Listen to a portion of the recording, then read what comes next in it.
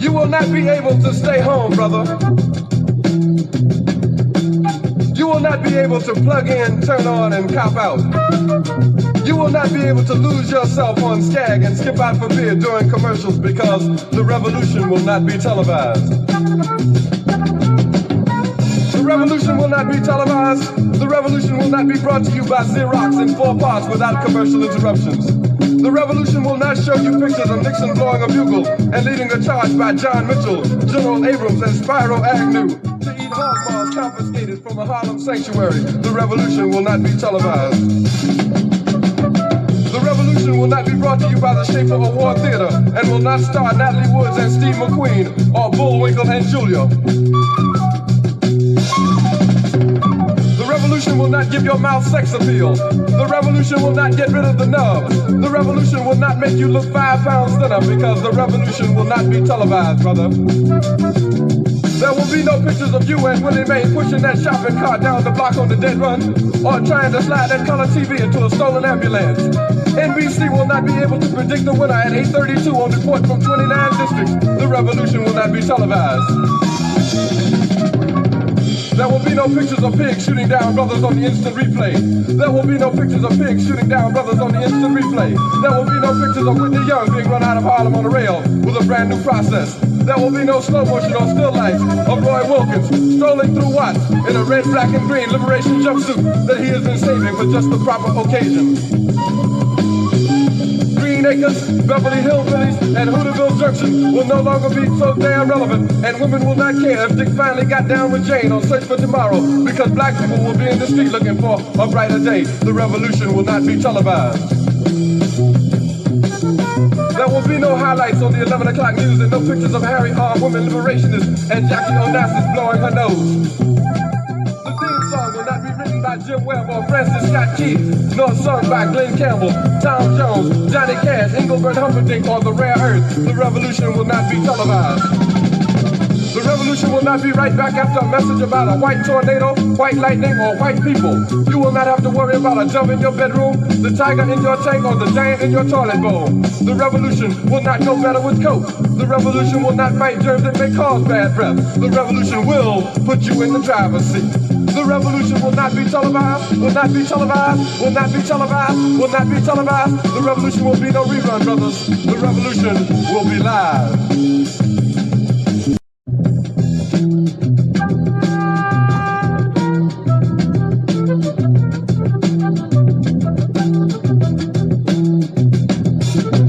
You will not be able to stay home, brother. You will not be able to plug in, turn on, and cop out. You will not be able to lose yourself on Skag and skip out for beer during commercials because the revolution will not be televised. The revolution will not be televised. The revolution will not be brought to you by Xerox in 4 parts without commercial interruptions. The revolution will not show you pictures of Nixon blowing a bugle and leading a charge by John Mitchell, General Abrams, and Spyro Agnew to eat hog maws confiscated from a Harlem sanctuary. The revolution will not be televised. The revolution will not be brought to you by the Schaefer. A young slave boy stood one day before the greatest ruler of his day. And God said to Moses, "What's in your hand?" And Moses said, "Lord, only I've got a stick, that's all." He said, "Well, let me use what's in your hand." And God used that slave boy with a stick in his hand to divide the Red Seas, march through a wilderness, bring water out of rocks, manna from heaven, and bring his people to freedom land. What's in your hand?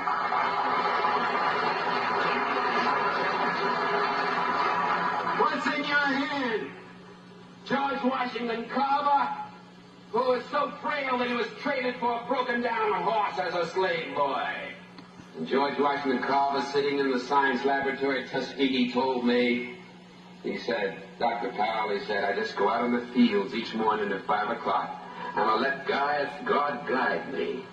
And I bring back these little things and work them over my laboratory, and that man did more to revolutionize the agricultural science of peanuts and of cotton and sweet potato than any other human being in the field of agricultural science. What's in your hand? Just let God use you, that's all.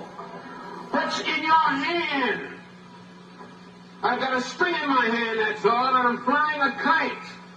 And way up in the heavens, lightning strikes it. And I, Benjamin Franklin, discover for the first time the possibilities of electricity with a string in my hand. What's in your hand? Little hunchback sitting in a Roman jail?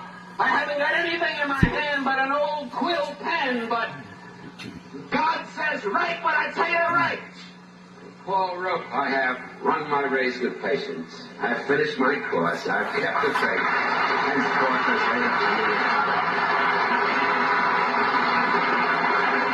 What's in your hand, little boy? All I've got is a slingshot.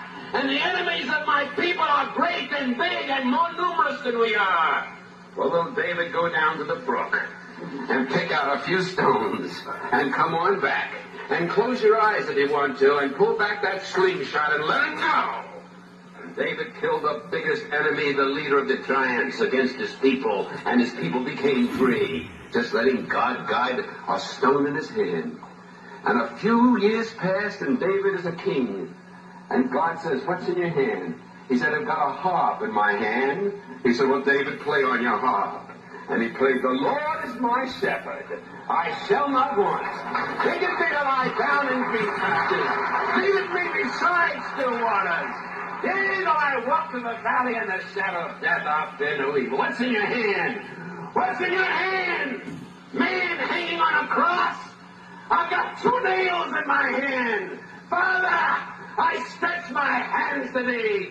No other help I know. If thou withdraws thyself from me, whither shall I go? And that man, with 2 nails in his hands, split history in half, BC and AD. And what's in your hand tonight, people of Cambridge? You've got God in your hand, and he'll let you win, because he's on your side and one with God. Always in the majority, so walk with him, and talk with him, and work with him, and stick together, and fight together. And with God's hand in your hand, the victory will be accomplished here sooner than you dreamed, sooner than you hoped, sooner than you prayed for, sooner than you imagined. Good night, and God bless you.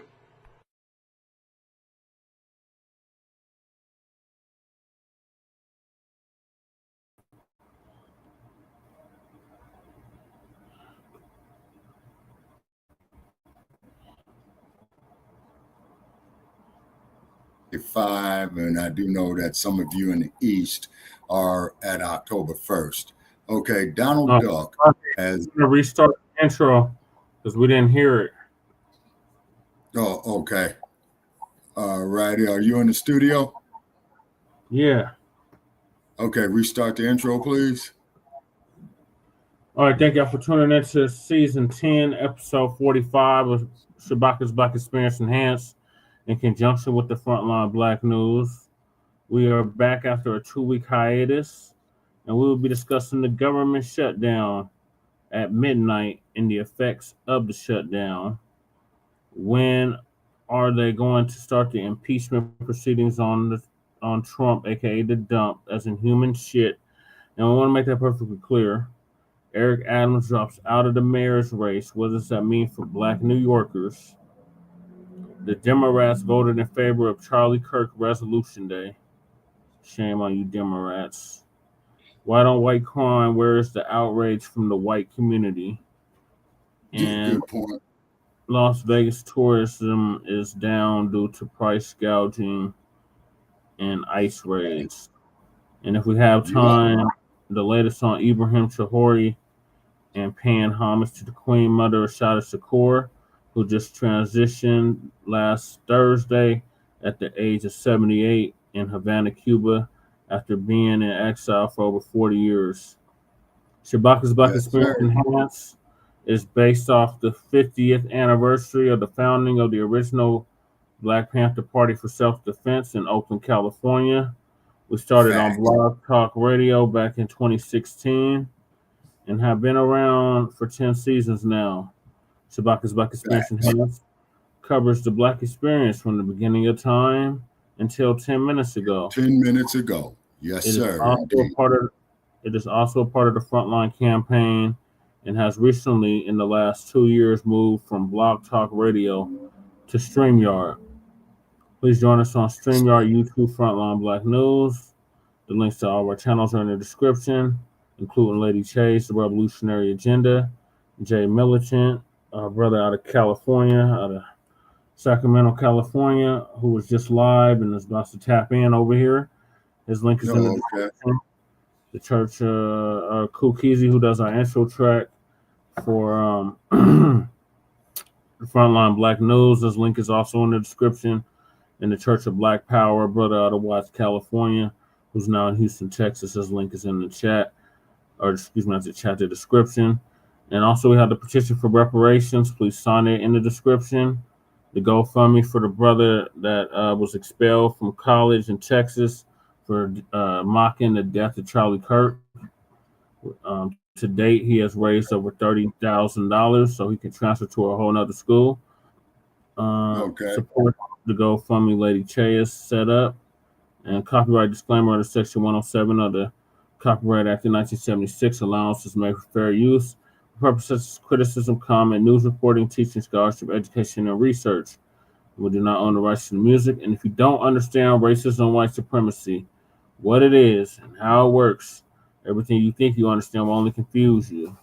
In all 9 areas of human activity, which is economics, education, entertainment, labor, law, politics, religion, sex, and war. And some say health and nutrition. And that's by the great Nelly Fuller Jr., who just transitioned back in February of this year, ProduceJustice.com. When you, a Black person, are captured by any race soldier, you must never fuss, fight, or flee. Comply and defend yourself in court. Also by the great Nelly Fuller Jr., ProduceJustice.com. And last and certainly not least, racism, white supremacy is conscious and subconscious behavior to maintain white genetic survival to prevent white genetic annihilation. And that's by the great Dr. Chris Wilson, who transitioned back in 2016. All right, Shabaka. Yes, sir. And then also, too, supplemental on the introduction, okay, Dr. Marimba Ani is still with us. Okay, she's in an advanced stage, okay, and I believe that she was speaking somewhere in the Midwest recently, and she's the one who developed the concepts of the Ma'afa, which is submerged herself off in the culture for about 10 years, I believe, and she was a student of the one and only Dr. John Henry Clark. And as Dr. John Henry Clark says, is that anytime that you get OTBs that's joining Black organizations, their mission is not to enhance the organization. Their mission is to destroy it from within. Okay. Government shutdown, ladies and gentlemen. It is shut down in the East, or it's shut down all over. It is 9:52 p.m. out here in Sin City. So which means it is after midnight there in D.C.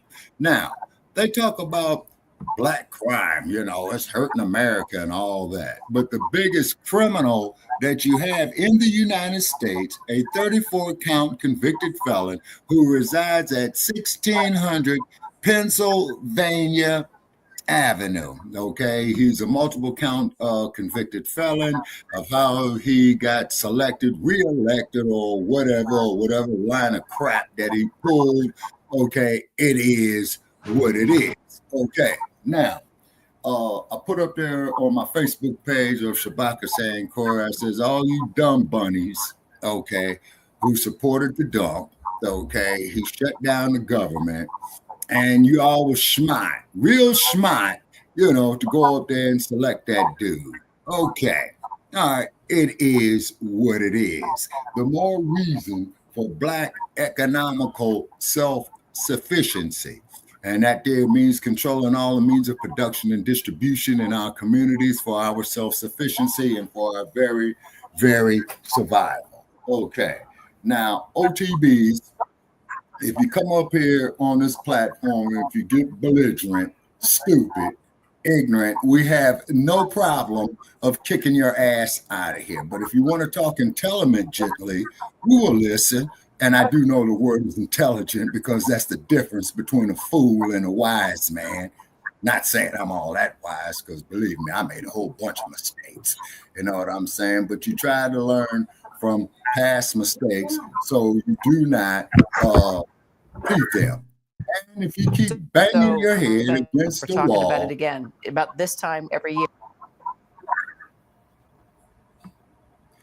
And if you keep banging your head. Just... Yes, sir. Okay. And if you keep banging your head against the wall and expecting a different result of each time that you glide the wall upside your dome, you are insane. Okay. So you either got a hold of some bad alcohol, some bad dope, or they probably put some shit up. Huh? It's official, Shabaka. The government shut down. Okay, yes, sir. That is a fact. Okay, the government is shut down. Okay, so what I suggest what everybody do, yours truly included, is to go out there, get all your food products, pay your bills in advance. It ain't no 7 years. Okay, and then ran out of money. Okay, I got the clip ready, Shabaka. Whenever we're ready. Okay, all right, and then like I said, we're gonna go on and play the clip on the government shutdown. Now, all you dumpster bunnies out there, we hope that you are happy. Okay, we really do. So when you get mad and get upset, the only one to blame is yourselves for selecting that clown. You selected a multi-convicted felon, so you know. That'd be easy to say, you know, if we actually had a choice in the matter. It was either him or Kamala Harris. We were damned if we do, damned if we don't. Yeah. But let's see what this clip is about. Yes. Yeah. Okay, I'm going on mute. Okay, so our people can hear the clip. Okay. So let's take a look now at Capitol Hill, where the government at midnight, the government ran out of money. Both sides are blaming the other, while millions of federal workers brace for what is a very uncertain future. What was the final chance to keep the government open failed tonight in the Senate. Majority Leader Thune and Minority Leader Schumer had this to say. Well, I know why we're doing this, Mr. President. The Democrats far left debate. And Democrat leaders said how high. But the far left's determination to anything President Trump has ever said or done is not a good reason for subjecting the American people to the pain of a government shutdown. It's now that people understand that Donald Trump and the Republicans want to shut down and Democrats do not. We need to deal with this healthcare crisis now, not later. But the Republican bill fails to do that. I urge my Republican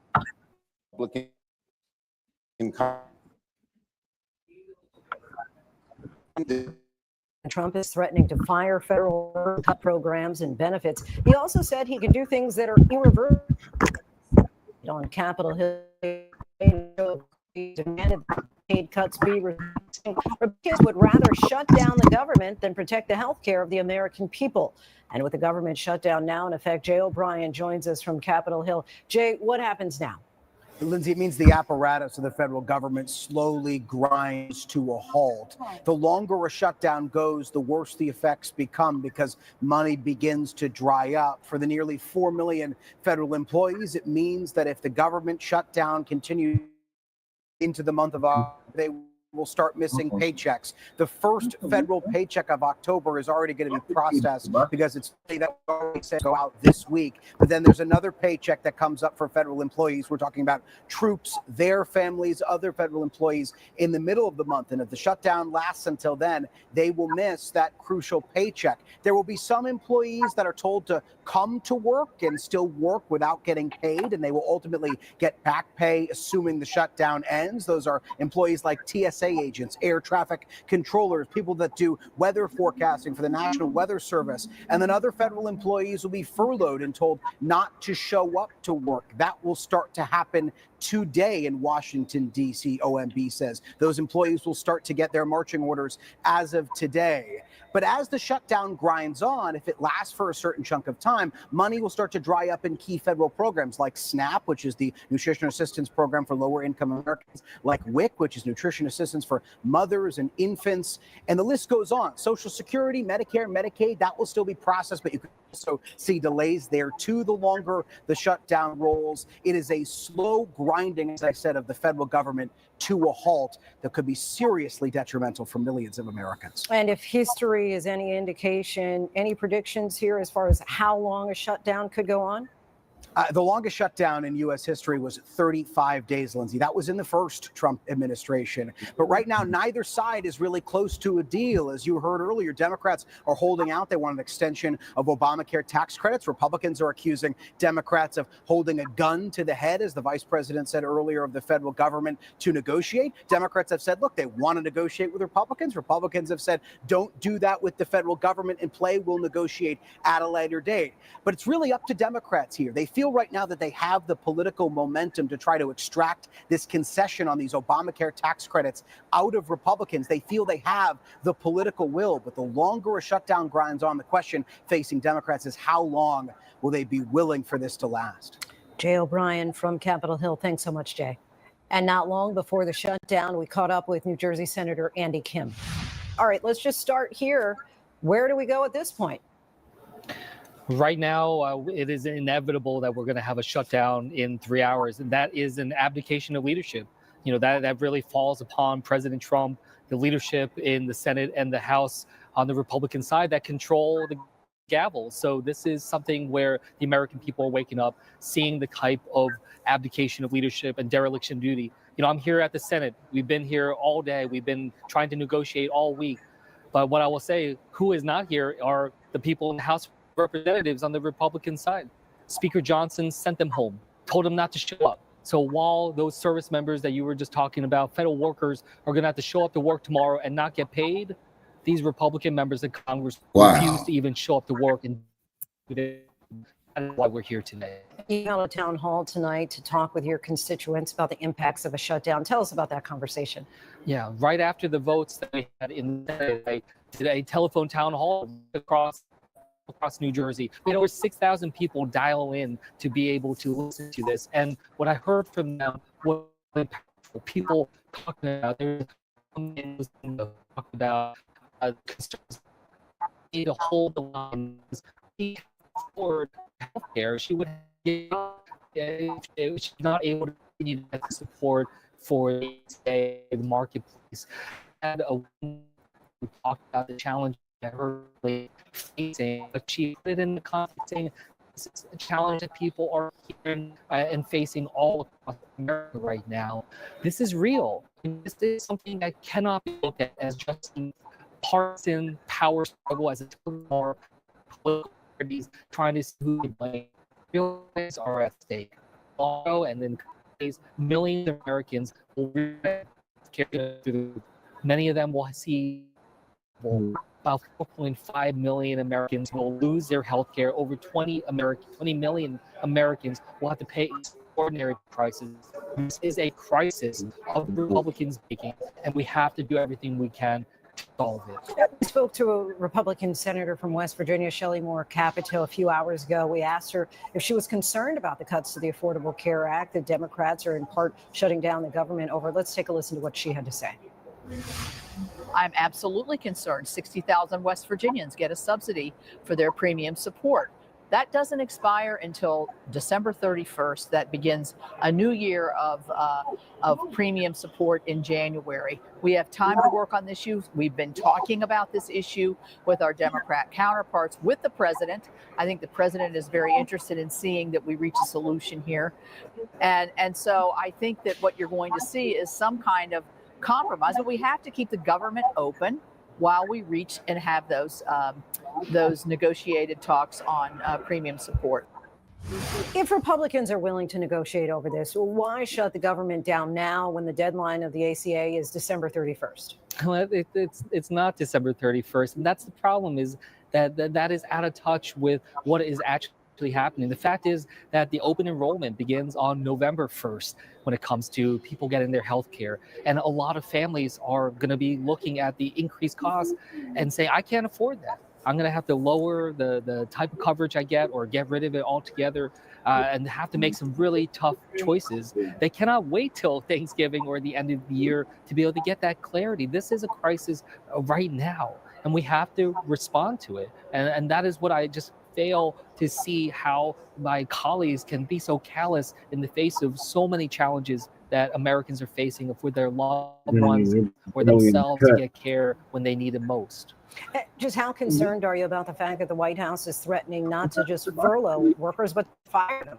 Yeah, again, it just shows you just the extremism of what they're doing. And they're threatening to fire federal workers. They have already fired hundreds of thousands of federal workers. Their budget that they're trying to ram through would fire hundreds of thousands of federal workers. It is an attack upon our government and, frankly, our Constitution in terms of how we're trying to engage. And I say that as someone who worked as a career federal public servant in the civil service. I worked under both Republicans and Democrats in the White House. These are the people that are helping our government, helping our American people get the services that they need. And again, the idea that these service members and our government employees are showing up to work every day, even though they're not getting paid, while Speaker Johnson has given the Republicans in the House of Representatives a free vacation, while they are still getting paid, by the way, the president and the members of Congress get paid, I find that to be absurd. That's why I'm not taking pay as long as government is shut down. I'm going to stand with our federal workers and the American people to be able to help try to deliver the needs that so many of them are calling out for desperately. New Jersey Senator Andy Kim, we thank you so much for your time.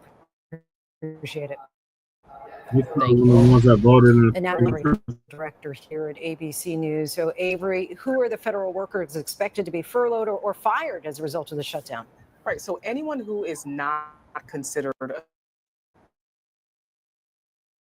essential, so those workers who are not protecting life or property can be furloughed or sent home without pay. These federal agencies in places across the country, think about workers who are performing administrative or research or policy functions. Those are the kinds of folks who are going to be furloughed. Now, in shutdowns past, we did not see federal workers fired during a government shutdown, but we have seen the Trump administration dangle the threat of firings. And that, of course, comes on the heels of other firings of federal workers that we've seen since President Trump has taken office. So, of course, we are watching to see if that happens. And if it happens, if those firings can even pass legal muster. Now, Republicans, as we know, are saying a shutdown could have been averted if Democrats simply supported a clean continuing resolution, as they described it. But what kind of pressure are Democrats facing from their base to hold firm? Right. I mean, there is polling that suggests that Democratic voters want to see their party fight harder against this administration. And let's be frank, in Washington, D.C., Democrats have very little power. And so this is a big, visible moment for them to try and force the Republican Party and the Trump administration's hand. And so they argue that this is really about the Affordable Care Act, about those subsidies, about Medicaid cuts, about health care access. Republicans, they say, need to come to the table and negotiate a deal on this.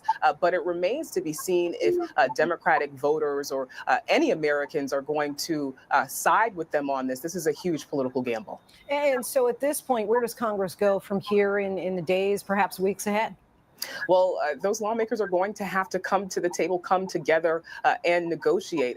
But because tensions are so high, it's unclear if there's any sort of off-ramp here. It is remarkable because one of the core responsibilities of Congress is to fund the government. And tonight, both parties and lawmakers in both parties have shown that they are unable to do that. And what role does President Trump play at this point? I mean, it's no secret that the Republican Party is taking its cues from the president. So what he says or does in this moment could help this shutdown that is most certainly coming, help that come to a close, or it could extend it. We have seen the president sort of inflame tensions here The question becomes, does he encourage Republicans to come to the table with Republicans to end this shutdown, or does he encourage them to hold the line on this? ABC News political director Avery Harper, we thank you so much. All right, Shabaka, that's the end of that clip.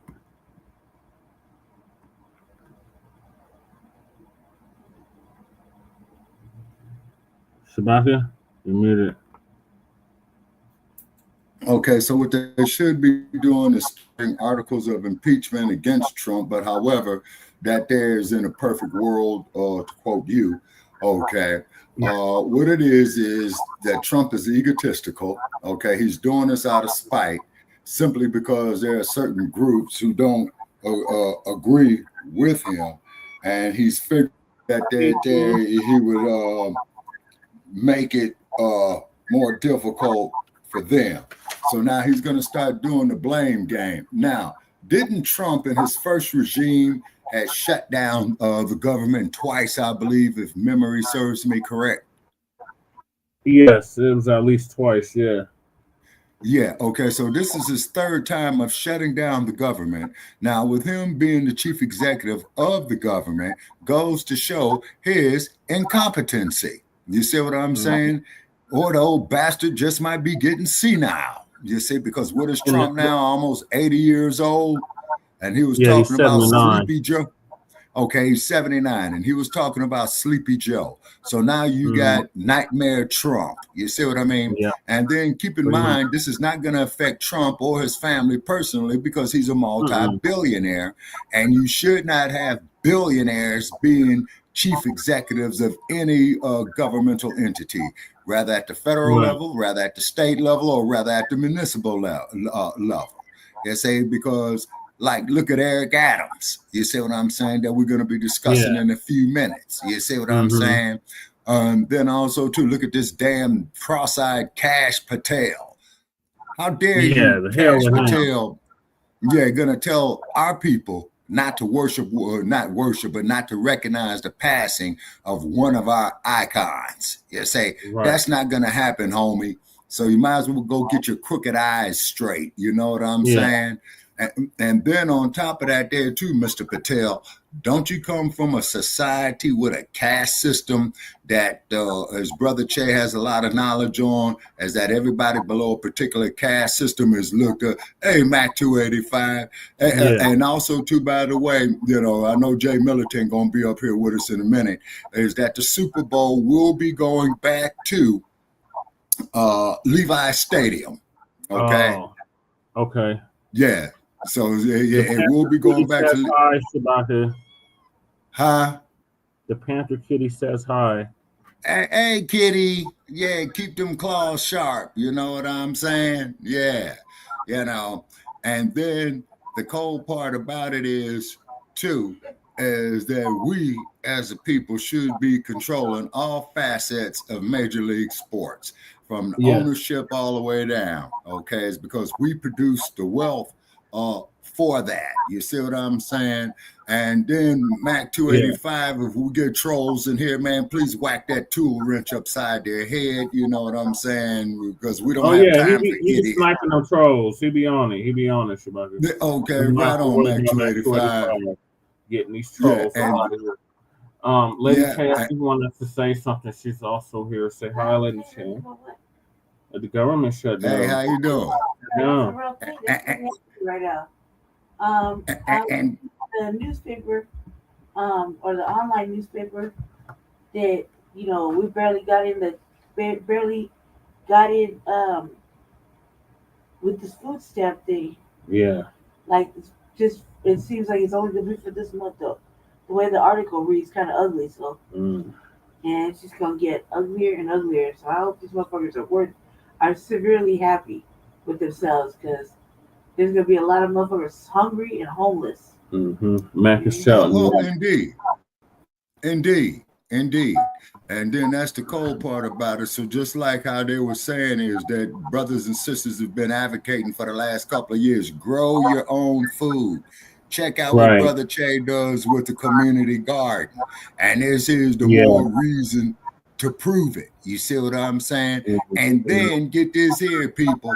I go off into the grocery store about 2 nights ago, right, to get me some victuals. Yeah. So I called the store man over there, and I say, Mr. Store man, I know you're doing your job. I ain't trying to disrespect you, but you see these watermelons right here, and I don't see no black seeds in there. Do you know what that is? So the man just doing his job, you know. He says, no, man, go on and like me. This is a GMO. This is a genetically modified organism. And then also, too, a shout out there to Dr. Ken Adams, who we haven't heard from in years, who had mentioned about the dangers of the GMOs and how that they are programmed to target the procreative life organs of Black women.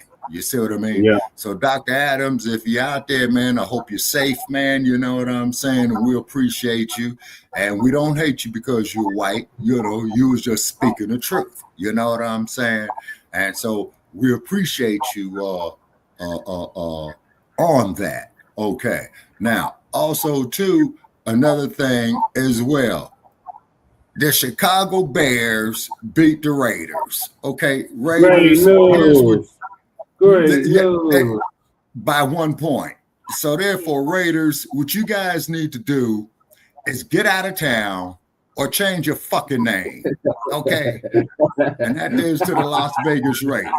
I don't support scrubs. I've been a loyal fan to you clowns up in Oakland, to Los Angeles, back to Oakland, okay, then here to Las Vegas. You see what I'm saying? And you letting us down. You got Pete Carroll. Pete Carroll, retire. Give it to the assistant coach, man. I saw your old decrepit ass man up there, man, walking around there like you need some damn Geritol real bad, boy, making all my aches and pains hurt. You know what I'm saying? So Pete Carroll, resign. Mark Davis, get the team up out of here. Sell the motherfucker or change your damn name. Period. You see what I'm saying? Because you guys are pirates, okay? You're supposed to be selling ships on dry land. You're out here in Sin City. You got the most perfect fan base. You got all these sinners out here, and you guys are calling yourselves pirates, and you guys going around looking like you got on pink panties. My God. Oh, by the way, did the ponies lose? I was looking at it on Monday night. I didn't see all of it. The Broncos won. Man, the Broncos won, Shabaka, 28-3. 28-3, Shabaka. Okay, all right. And so now we need San Diego to lose. Great news. Raiders. Great okay, news. we need San Diego to lose. They're undefeated. Raiders. The only way that you'll get my respect back, even if you lose to the Broncos, okay. You got to get 3 victories in a row for me to give you back my support. Otherwise, I'm going to crumb bum on you scrubs. I will do a live feed from Allegiant Stadium and tell you that you ain't shit. I will do it. You know what I'm saying? I want to see Let's that. see.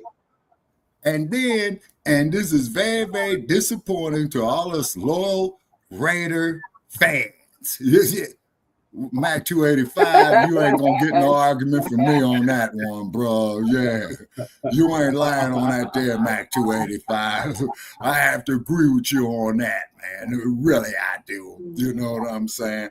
But however, I still dig the San Francisco 49ers. You know what I'm saying? I have to give Frisco its respect. You know what I mean? Yeah, that's Jay Millie's And then, team. by the way, they had a linebacker by the name of Ken Norton Jr. Okay, Mr. Norton Jr., I don't mean no disrespect to your family at all. Yeah. But you are a far much better football player than your father was as a boxer. No disrespect to you, Mr. Norton, whatsoever. You know what I'm saying? Boxing ain't nothing nice. You see what I mean? And but I do respect it. But see, ladies, us men folk, we love the human drama of athletic competition. Now, there are those who says that sports are nothing but breads and circuses to keep the attention off of what's really going on with these scandalous ass politicians. Believe it or not, the irony of it is it makes us more aware of these scandalous politicians. Now, let's look at the owner of the Washington Commanders. Well, if you call it don't dig the way how we doing things here in the NFL, you might as well need to go on and form your own damn league.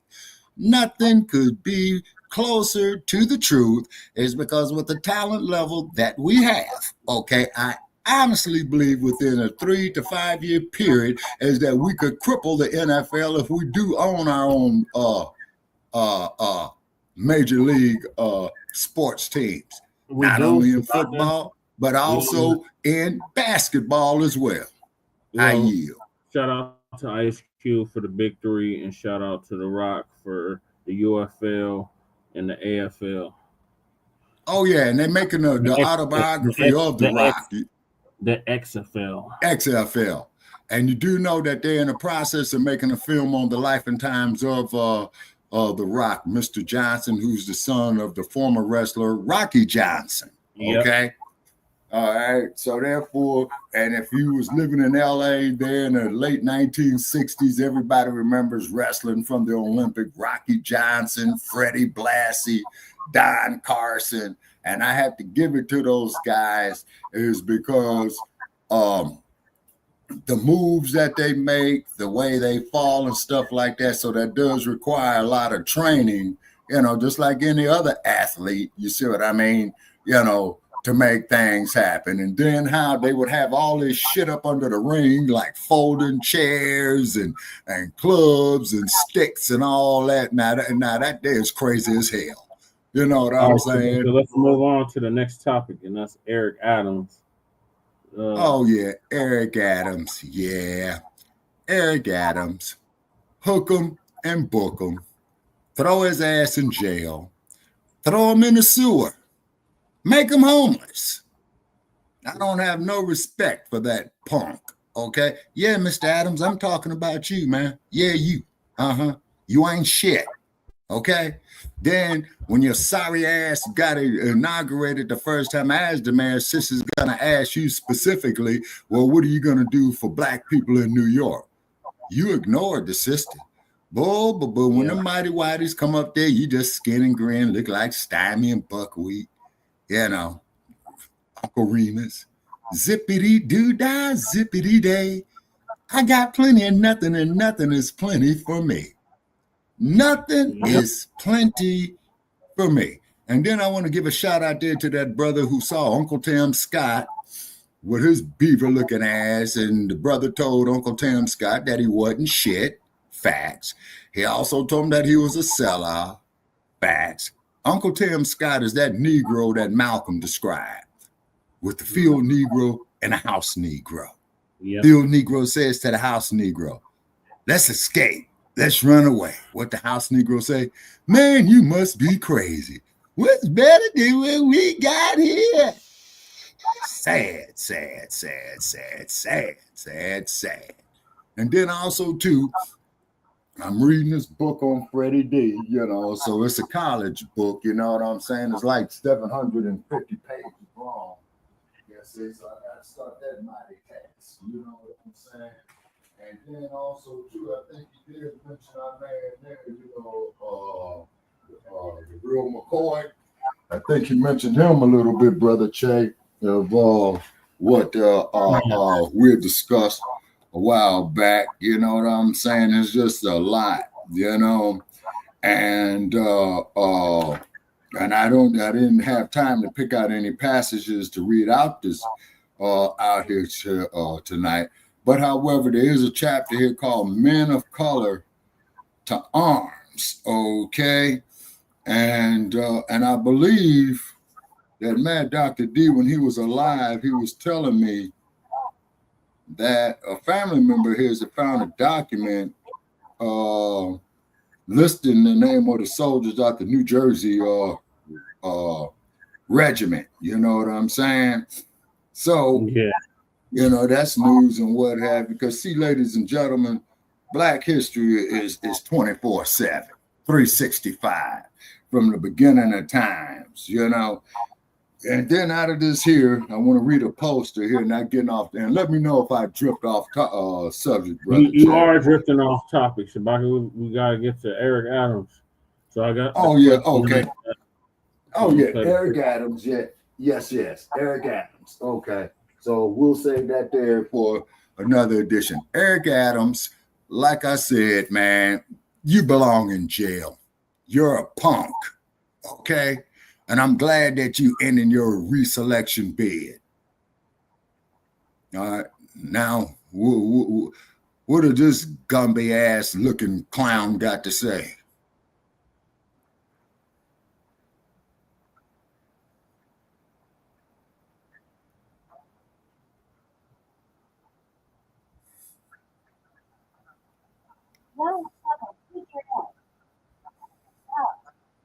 Now I'm putting myself on mute so we can hear Eric Adams.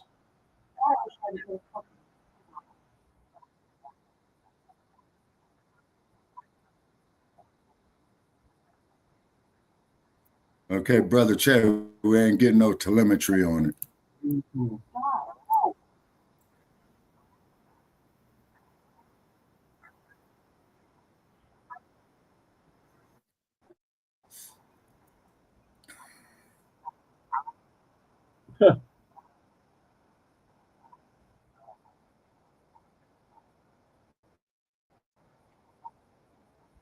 Okay, now who is this dude up here talking?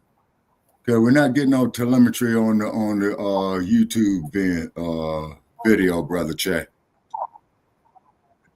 Streamyard, what the fuck?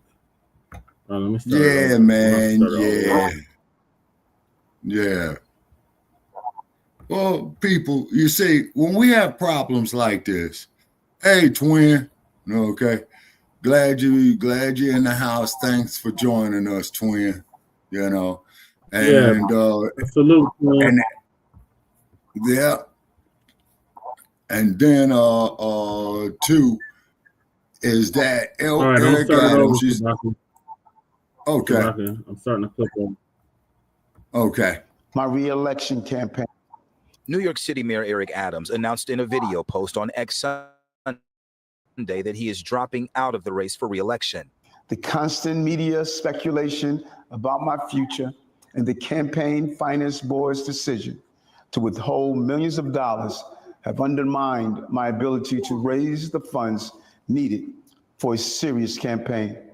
Adams, while reflecting on his achievements as mayor, says he couldn't continue his reflection campaign because of persistent media speculation about his future and the city's campaign finance board withholding funds, which made it impossible to run a credible race. He also warned New Yorkers to beware of political movements that want to dismantle established systems, hinting at concerns about his opponent's agendas.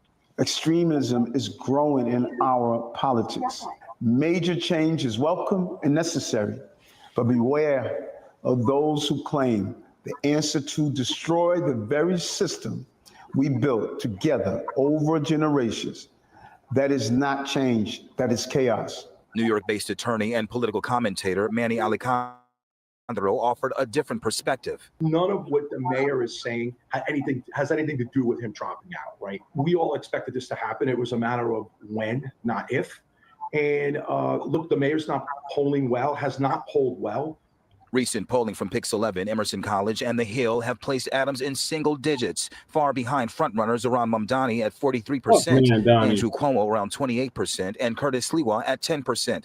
Alejandro also connected Adams' campaign finance troubles to this struggle. The reason being is he had some finance issues. So to me, what happened was he was in a really bad situation with his case. The three remaining candidates responded quickly to Mayor Adams' exit, with Democratic frontrunner Zohran Mamdani shifting his focus now to Andrew Cuomo. And to Andrew Cuomo, you got your wish. You wanted Trump and your billionaire friends to help you clear the field. But don't forget, you wanted me as your opponent in the primary too. And we beat you by 13 points. Looking forward to doing it again on November 4th. Andrew Cuomo applauded Eric Adams' decision to leave the race. I believe that Mayor Adams is wholly sincere in his belief that this is one of the most important elections of our lifetimes, and that we are facing an existential threat in an extreme radicalism that threatens the existence of this city as we know. And Curtis Sliwa vowing to stay in the race despite just this week saying he received bribes to drop out. 1 down, 2 to go. That's Cuomo and Zoran Mandami. But it's good. The soap opera is over. Whoa, what Eric Adams put us through. So now let's get back to the point of running for mayor. 37 days, 37 nights. Let's stick on the issues. And after decades of public service and as the city's 110th mayor, Adams reaffirmed that while his campaign may be ending, his commitment to fighting for the city remains as strong as ever. Although this is the end of my re-election campaign, it is not the end of my public service. I will continue to fight for this city, as I have for 40 years since the day I joined the NYPD to make our streets safer and our systems fairer. Okay, now what do y'all, Eric Adams, what are you going to do about them cops in New York that beat that brother to death? With his family, and he won't be doing any media interviews. In the meantime, Adams' name will still appear on the ballot as it's too late to be taken off. Reporting live in Queens, Corey McGinnis, Pix 11 News. That happened in upstate New York. Okay. You're talking about Booker. Yeah. But I'm just saying this. Good evening. I'm Jessica Moore. And I'm Alan Devlin. Thank you for being here with us. He could have said something that announcement this afternoon on social media, ending weeks of speculation about his long shot bid, only polling in the single digits. The move comes with just 37 days until the election, and now that leaves us with 3 major candidates: frontrunner Zoran Mamdani, former Governor Andrew Cuomo, and Republican Curtis Sliwa. Tonight, New Yorkers are reacting to the news with a mix of surprise and resignation. We have team coverage. Lisa Rosner is talking to voters, including those who wanted Adams to keep fighting. But we want to, of course, begin with Marcia Kramer. Marcia. Well, Jessica and Alan, Mayor Adams says he dropped out of the race because of a confluence of events, including the fact that he didn't have the money to run what he called a serious campaign because he was denied public matching funds.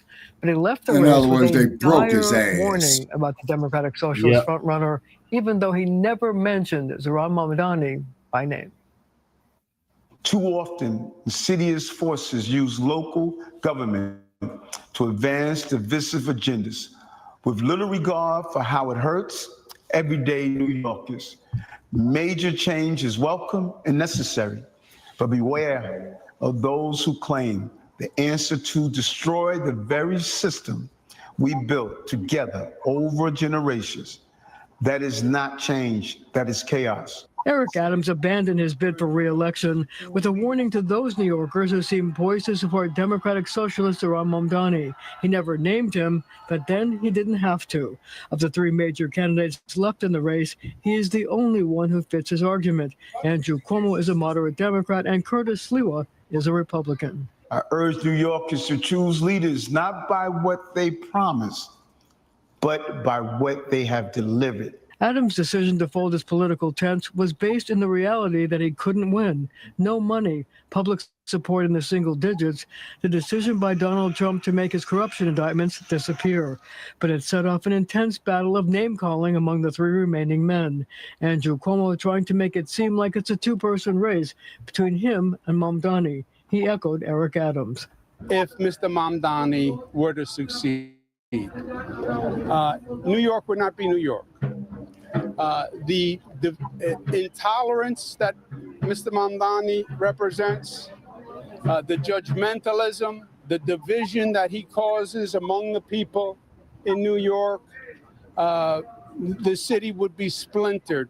Mamdani unconcerned about Cuomo's challenge. Look, I can tell you that Andrew Cuomo wanted me to be his opponent in the primary, and we beat him by 13 points. And so I continue to be confident of our chances on November 4th to deliver a city that actually puts working people first and not one that has been led into this crisis by people just like Andrew Cuomo. Curtis Sliwa also wants a 2-man race, but with a big difference. It's Zoran Mamdani versus Curtis Sliwa. Cuomo had his shot, he lost. So clear the field, it's law and order, Curtis Sliwa versus turn the criminals loose, Zoran Mamdani. 37 days to go. Let's get it on. Now, Mayor Adams seems set on spending the next 3 months showing people how much he has accomplished. Everything from public safety and reduced murder rates to building more affordable housing and improved school test scores, guys. He did accomplish significant measures during his time in office. How did we get here, Marcia, to a place where the Democratic incumbent mayor says, I just can't do it? Was it the corruption? Was it his ties to President Trump? Which one do you think was more detrimental? Well, I think the truth was that because the Campaign Finance Board denied him public matching funds because of the corruption scandal, because it had to do with straw donors making contributions, that really put a crimp in his style, and it was unable to really mount a serious campaign. And another big component of this entire race has been Adams' decision to step out, how that would impact the remaining candidates. Does Adams pulling out, is it going to have the impact that maybe Cuomo and Zoran are saying it might on Zoran's chances to win? Well, I think it's going to depend on what happens tomorrow and the day after and the day after. If the people who do not want Zoran Mamdani to win can marshal behind one or the other of the two candidates, it can have an effect. You have to ask yourself this question. Is Mamdani getting over 50% right now? The answer is no. He's still polling in the 40% range. So that says that there's more than 50% who don't want him. The question is whether they can pick one person or it's split between two people and then he wins. In 37 days from now, we will have our answer. Marcia Kramer, thank you so much. Thank you. And despite dropping out of the race, Mayor Adams' name will remain on the ballot alongside other candidates because the deadline has passed to actually remove his name from the ballot. The same goes for Jim Walden, who already suspended his campaign. Governor Hochul reflected on her work with the mayor today. She released a statement saying, in part, for the last 4 years, I've been proud to work with Mayor Adams to make New York City safer, stronger, and more affordable. During that time, we have delivered much-needed housing for New Yorkers, including the passage of the mayor's visionary City of Yes plan. He leaves New York City better than he inherited it, and that will always be central to his legacy as mayor. Now, over the last few months, Mayor Adams had repeatedly said that he had no intention of dropping out of this race. Take a listen. I'm running for re-election. My legacy is locked in. No one is going to be able to do a college course and say, was that a great mayor? I'm going to be up there with the LaGuardias. So are you going to campaign to the end of the cycle? Cool. Yes, I'm going to keep going. People were clear in 2021 and they're clear now. You can't beat Eric at the polls. But today, the mayor blamed unfortunate events surrounding his federal case as a main reason for not continuing his campaign. So where exactly do the people who backed him go now? Lisa Rosner spoke to voters and a political expert.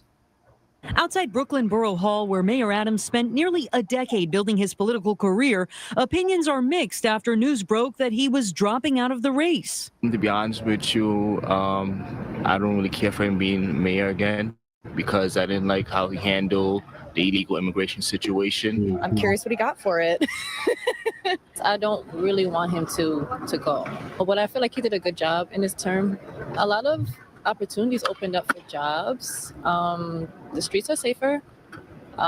There's police in every station. As he announced he was dropping his bid for re-election, Adams touted those reforms, but said the reasons for not continuing were related to the federal charges against him and the Campaign Finance Board's decision to withhold millions of dollars from his campaign.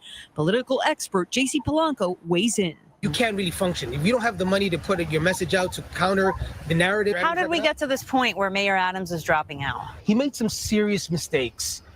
Some serious managerial mistakes. He surrounded himself with the wrong people. He wanted to keep it real. He wanted to make sure that everyone knew who was the boss and was loyal to a fault. You know, then you have the indictment and the agreement to accept President Trump's support. That was the kiss of death. One of the many questions now, where do the voters go that were supporting Adams? But for right now, I'm still researching. We had better options the last time around. I'm going to be supporting Mamdani. First of all, he's the Democratic nominee, and I don't particularly like anyone that's running against him. Voters have 36 days left to decide. Lisa Rosner, CBS News, New York. And stay with CBS News New York for the latest updates on the mayoral election. To see all of our reporting on the race, head to cbsnewyork.com. I think the next one's about Mamdani, the Democratic Socialist. Okay. All right. And welcome back Everyone here to live now from Vox. I'm your host, Mike Grace. It's always great to be with you. Yeah. As we continue.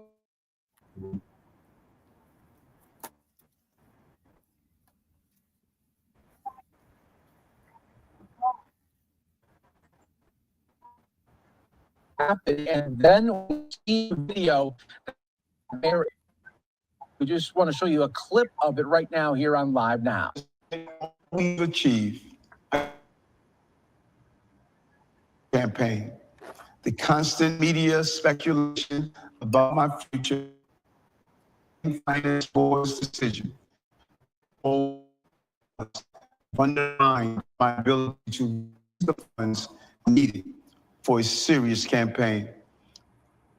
All right. So with Mayor Eric Adams out, it is now coming down to maybe almost a two-person race there. We'll see if the Republican candidates will join Eric Adams as well. Let's continue to talk about this. I want to bring in our next to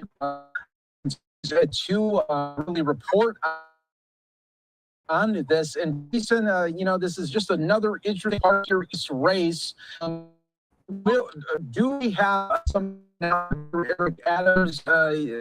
What do you think really happened in the last 8 hours for him to come to this decision? No, it's a good question. As you mentioned, this is something that we here in New York, especially the people really paying attention, have been expecting. What happened?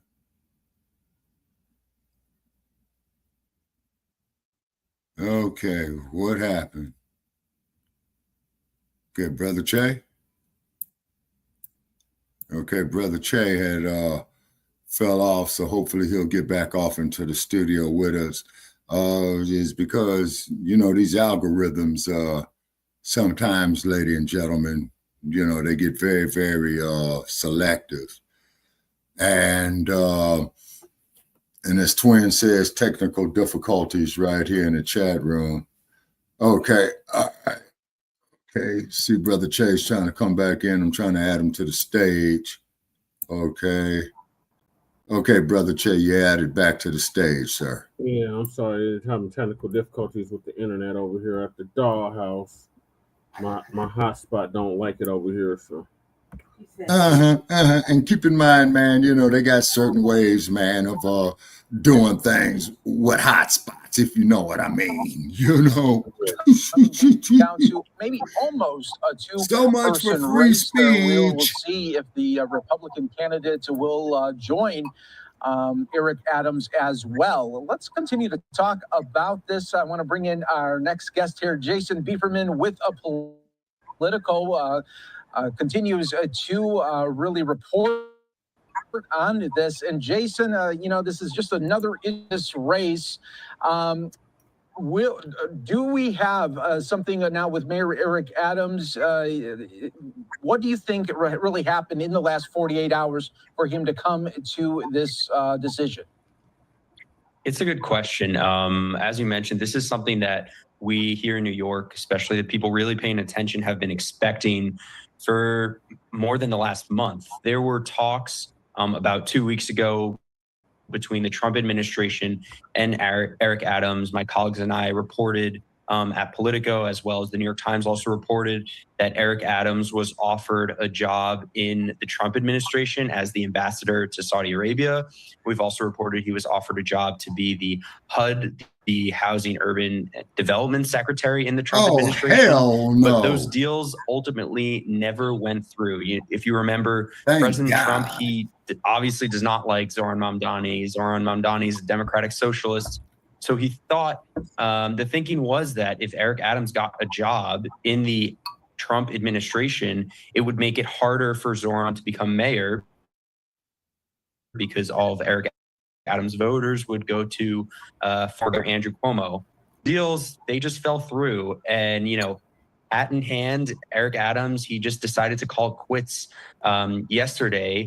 He was polling at less than 10%. This is the incumbent, and he's trailing the Democratic nominee, an independent, and a Republican, in a city that skews majorly, 6-1, 7-1 Democratic to Republican voters. So I think he looked at the polls and he saw that it was way better to save some of his dignity by bowing out now, as opposed to finishing at, maybe even as low as 5%. Yeah, that's so true. And I think a lot of people still speculating and wondering, did Eric Adams maybe get a handshake and a nod sort of situation? And maybe we'll see him in the Trump administration in some ways down the line. Jason, let's talk a little bit about, his name is still going to be on the ballot. That's correct. I mentioned that 5% number. It could be that Eric Adams, even though he's no longer going through with his campaign, he could still end up getting 5% of the vote because, if I recall correctly, Andrew Cuomo's name is all the way at the bottom of the ballot. And voters, when they go into the voting booth, they might see Eric Adams' name. They might remember him as a great mayor or a Brooklyn borough president, and they might just vote for him anyway, especially those low information voters. So he is going to capture a certain percentage of the vote. It remains to be seen. But of course, his name being on the ballot will affect the outcome. And you mentioned Curtis Sliwa, the Republican nominee. He's also on the ballot. He's made clear that he does not want to drop out. A lot of billionaires or Republicans, a lot of people are asking Curtis, please drop out. Let's consolidate the vote, the anti-Zoran Mamdani vote behind Andrew Cuomo, and let's make this a competitive race. But I spoke with Curtis Sliwa today, and he told me there's no way he's getting out of this race. The only way he gets out is if he gets hit by a truck when he's crossing the street and becomes a speed bump. Those were his words to me. He's a very colorful person, but at this point, looks like it's going to be a three-way race unless something spectacular happens and Curtis does decide to leave the mayor's race. Yeah, we were talking about Andrew Cuomo. I just want to read out just a part of his statement saying the choice Eric Adams made today was not an easy one, but I believe he is sincere in putting the well-being of New York City ahead of personal ambition. So Andrew Cuomo got what he wanted. He is almost down to a one-on-one with Mamdani. Does he have, he lost, of course, in the primary to Mamdani. Can he, though, overcome it in just about a little over a month? I think, when Andrew Cuomo saw that Eric Adams dropped out, there was no doubt that was an amazing day for Andrew Cuomo and anyone on his campaign. But the odds are still very much stacked against him when it's polled head-to-head, Andrew versus Zoran, or I should say when it's polled Andrew, Curtis Sliwa, and Zoran, Mamdani is still winning by 14 points, 16 points. I'm looking at the polls here. There's really no scenario where right now with these three candidates where Zoran doesn't win. It would really be a spectacular performance by Andrew Cuomo if he's able to make up this gap. Of course, it's possible. This is something that Andrew Cuomo has been asking Eric Adams to do ever since Cuomo lost the mayoral primary.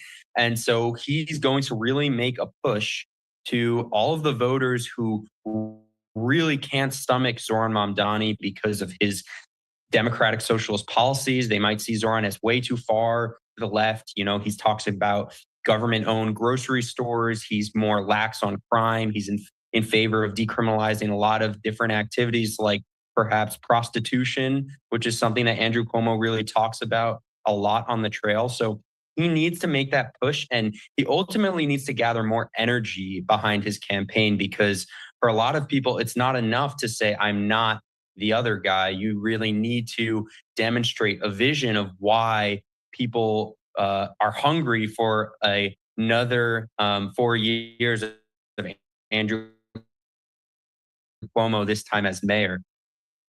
Yeah, that's so true there, Jason. And I just find this so interesting with Andrew Cuomo, because if we go back to, let's just say 2019, and we told people, hey, in 2025, Andrew Cuomo is going to be running for mayor of New York City, and he is going to be polling behind. I mean, people would not believe it because Cuomo, of course, is such a powerhouse name in New York. That's correct. Exactly. You know, if you recall, when Cuomo resigned following those allegations of sexual harassment, right before those came out, he was at the peak of his popularity. There were T-shirts with his face on it. People were identifying as Cuomo-sexuals. Andrew Cuomo was being talked about as the Democratic nominee or a Democratic candidate for president. He was really at the peak of his popularity. Very rare in New York do we see a governor with those such high popularity numbers. And then, of course, it all came crashing down. Yeah. So when you look at right where he was right before all of this scandal came out, he's really fallen, and he's fallen just so hard. And, you know, New York City was never really home to Andrew Cuomo while he was governor. He lived in Albany. He hasn't had a residence in the city for quite some time. And so to think that the man who was at his sights on the White House, he belittled the office of the mayor constantly as governor. He fought with Bill de Blasio. He knew that City Hall was way less powerful than the state government.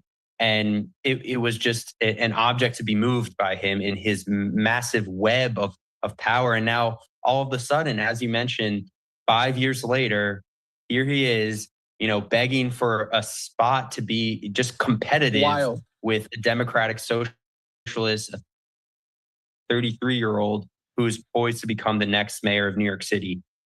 Yeah, I mean, it's just wild to think about when, even in the early days of COVID, I mean, his Governor Cuomo's remarks that he would make on the COVID updates, I mean, they were like must-watch TV where you had Fox News, CNN, MSNBC. I mean, everyone was taking his whole speeches in its entirety. That's right. He even won an Emmy, and he got a massive book deal, millions of dollars. That, of course, ended up being its own scandal as well. But he was a real figure that people were looking for calm and comfort during the time of the pandemic. There was a lot that was unknown, and he was this calming voice. And he's actually tried to use that in the Democratic primary, a little bit less so in the general, and tell voters, if you recall the time of COVID, I was there, I comforted you. Of course, this is all really complicated by the fact that under his governorship, there were nursing home orders, which essentially ordered some patients that tested positive for COVID to stay in the nursing homes. And, you know, the disease just went rampant in those homes. And so COVID is really a double-edged sword for Cuomo in this race, but he really wants people to remember this must-watch TV and not really think about this nursing home scandal, which of course led to lots of lawsuits, even a federal Department of Justice inquiry into his handling over the pandemic. Of course, Trump now favors Cuomo in a head-to-head against Mamdani because Cuomo is not a Democratic socialist. So we don't expect that federal probe. I don't know what the status is. I don't know if it's going anywhere still, but I think Cuomo wants us all to remember when he was that calming, competent voice with the presentations and the slideshows and the graphs, and maybe not the other issues with COVID. Yeah, that is just so true. Jason, thanks so much for joining us here on Live Now from Fox, giving us some great insight into this really in-demand race that so many people are watching. We appreciate it. Thanks so much. You take care. All right, everybody, before we go to a break. All right, the next one's about Mamdani, the Democratic socialist. Okay. Some major breaking news in the New York City mayoral race. Incumbent Mayor Eric Adams, who was running for re-election as an independent, has dropped out of the race. Adams will now be the first one-term New York City mayor since David Dinkins lost re-election back in 1993. Wow. The scandal-plagued mayor had been struggling in the polls, with a recent Fox News poll showing him dead last at 8% behind his rivals Zohran Mamdani, Andrew Cuomo, and even Curtis Sliwa. Here's what Adams said earlier in a video announcing the end of his campaign. Despite all we've achieved, I cannot continue my re-election campaign. The constant media speculation about my future and the campaign finance board's decision to withhold millions of dollars have undermined my ability to raise the funds needed for a serious campaign. I hope you will see that despite the headlines and innuendo, I always put you before me, always. And joining us exclusively for his first live sit-down interview since the shakeup in the race, Zohran Mamdani, the Democratic nominee in the New York City mayoral race. Great to have you back here on the set. We got to say that we weren't expecting to have you here, so we really appreciate you making time because of the news. I'll start broadly by getting your reaction to the fact that Eric Adams, who is polling fourth, has dropped out, and what this means for the race going forward. Look, Donald Trump and his billionaire donors may be able to determine the actions of Eric Adams and Andrew Cuomo, but they will not dictate the results of this election. This continues to be the same election as it was when we started on October 23rd, a choice that New Yorkers have between Eric Adams' record, which is Andrew Cuomo's agenda, one that has priced New Yorkers out of what is now the most expensive city in the United States of America, or our vision for a city that New Yorkers can actually afford. And I'm excited and just as confident as I was yesterday at actually delivering that vision and winning this race on November 4th. Do you have a sense of what's behind this decision today? We've all heard that Curtis Sliwa, the Republican, claims that he's been offered large sums of money from powerful people to get out of the way. Do you think that's what's happened here? No, I think we have to put this in a larger context, where after we beat Andrew Cuomo by 13 points in the Democratic primary, he called Donald Trump to ask what they could do together to defeat our campaign in the general election. And Donald Trump has spoken time and again about how he wants to narrow this race, how he wants to use every tool at his disposal to try and stop this campaign for affordability. And we're seeing, amidst all of that, here yet again, the moment where he is shaping this race, but we're going to show him that New Yorkers are tired of his politics and they're tired of being priced out of the city. Eric Adams had a warning for New Yorkers in his parting message, and I want to play that and have you respond on the other side. I must also sound a warning. Extremism is growing in our politics. Our children are being radicalized to hate our city and our country. Major change is welcome and necessary, but beware of those who claim the answer to destroy the very system we built together over generations. That is not change, that is chaos. What do you make of that message? Do you feel that that's directed towards you and is not so veiled swipe at your Muslim heritage, but also your position, some of your policy positions? What's your response to that? Well, I think that the only thing I truly find to be extreme is Eric Adams' record. This is a man who's raised the rent on more than 2 million New Yorkers by 12%, a man who slowed down already the slowest buses in the country, one who priced New Yorkers out of childcare that cost them about $25,000 a year. That's what's extreme. That's what's radical. And our vision to deliver affordability, it's common sense, and we're seeing that it's popular across the 5 boroughs. And what I actually think of more in Eric Adams' parting words are the ones that he gave us a few weeks ago, where he assembled a number of cameras and spoke to them directly, that Andrew Cuomo is a liar and a snake. And I think that New Yorkers are tired of that kind of politics. They're tired of considering the architect of this affordability crisis and Andrew Cuomo as being the next mayor of the city. They want a new direction. You talked about how the billionaires in this city were very clear about they wanted to consolidate this race, to have it between you and Andrew Cuomo. Does that crystallization, you think, breathe life into the campaign of Andrew Cuomo? He welcomed Eric Adams dropping out.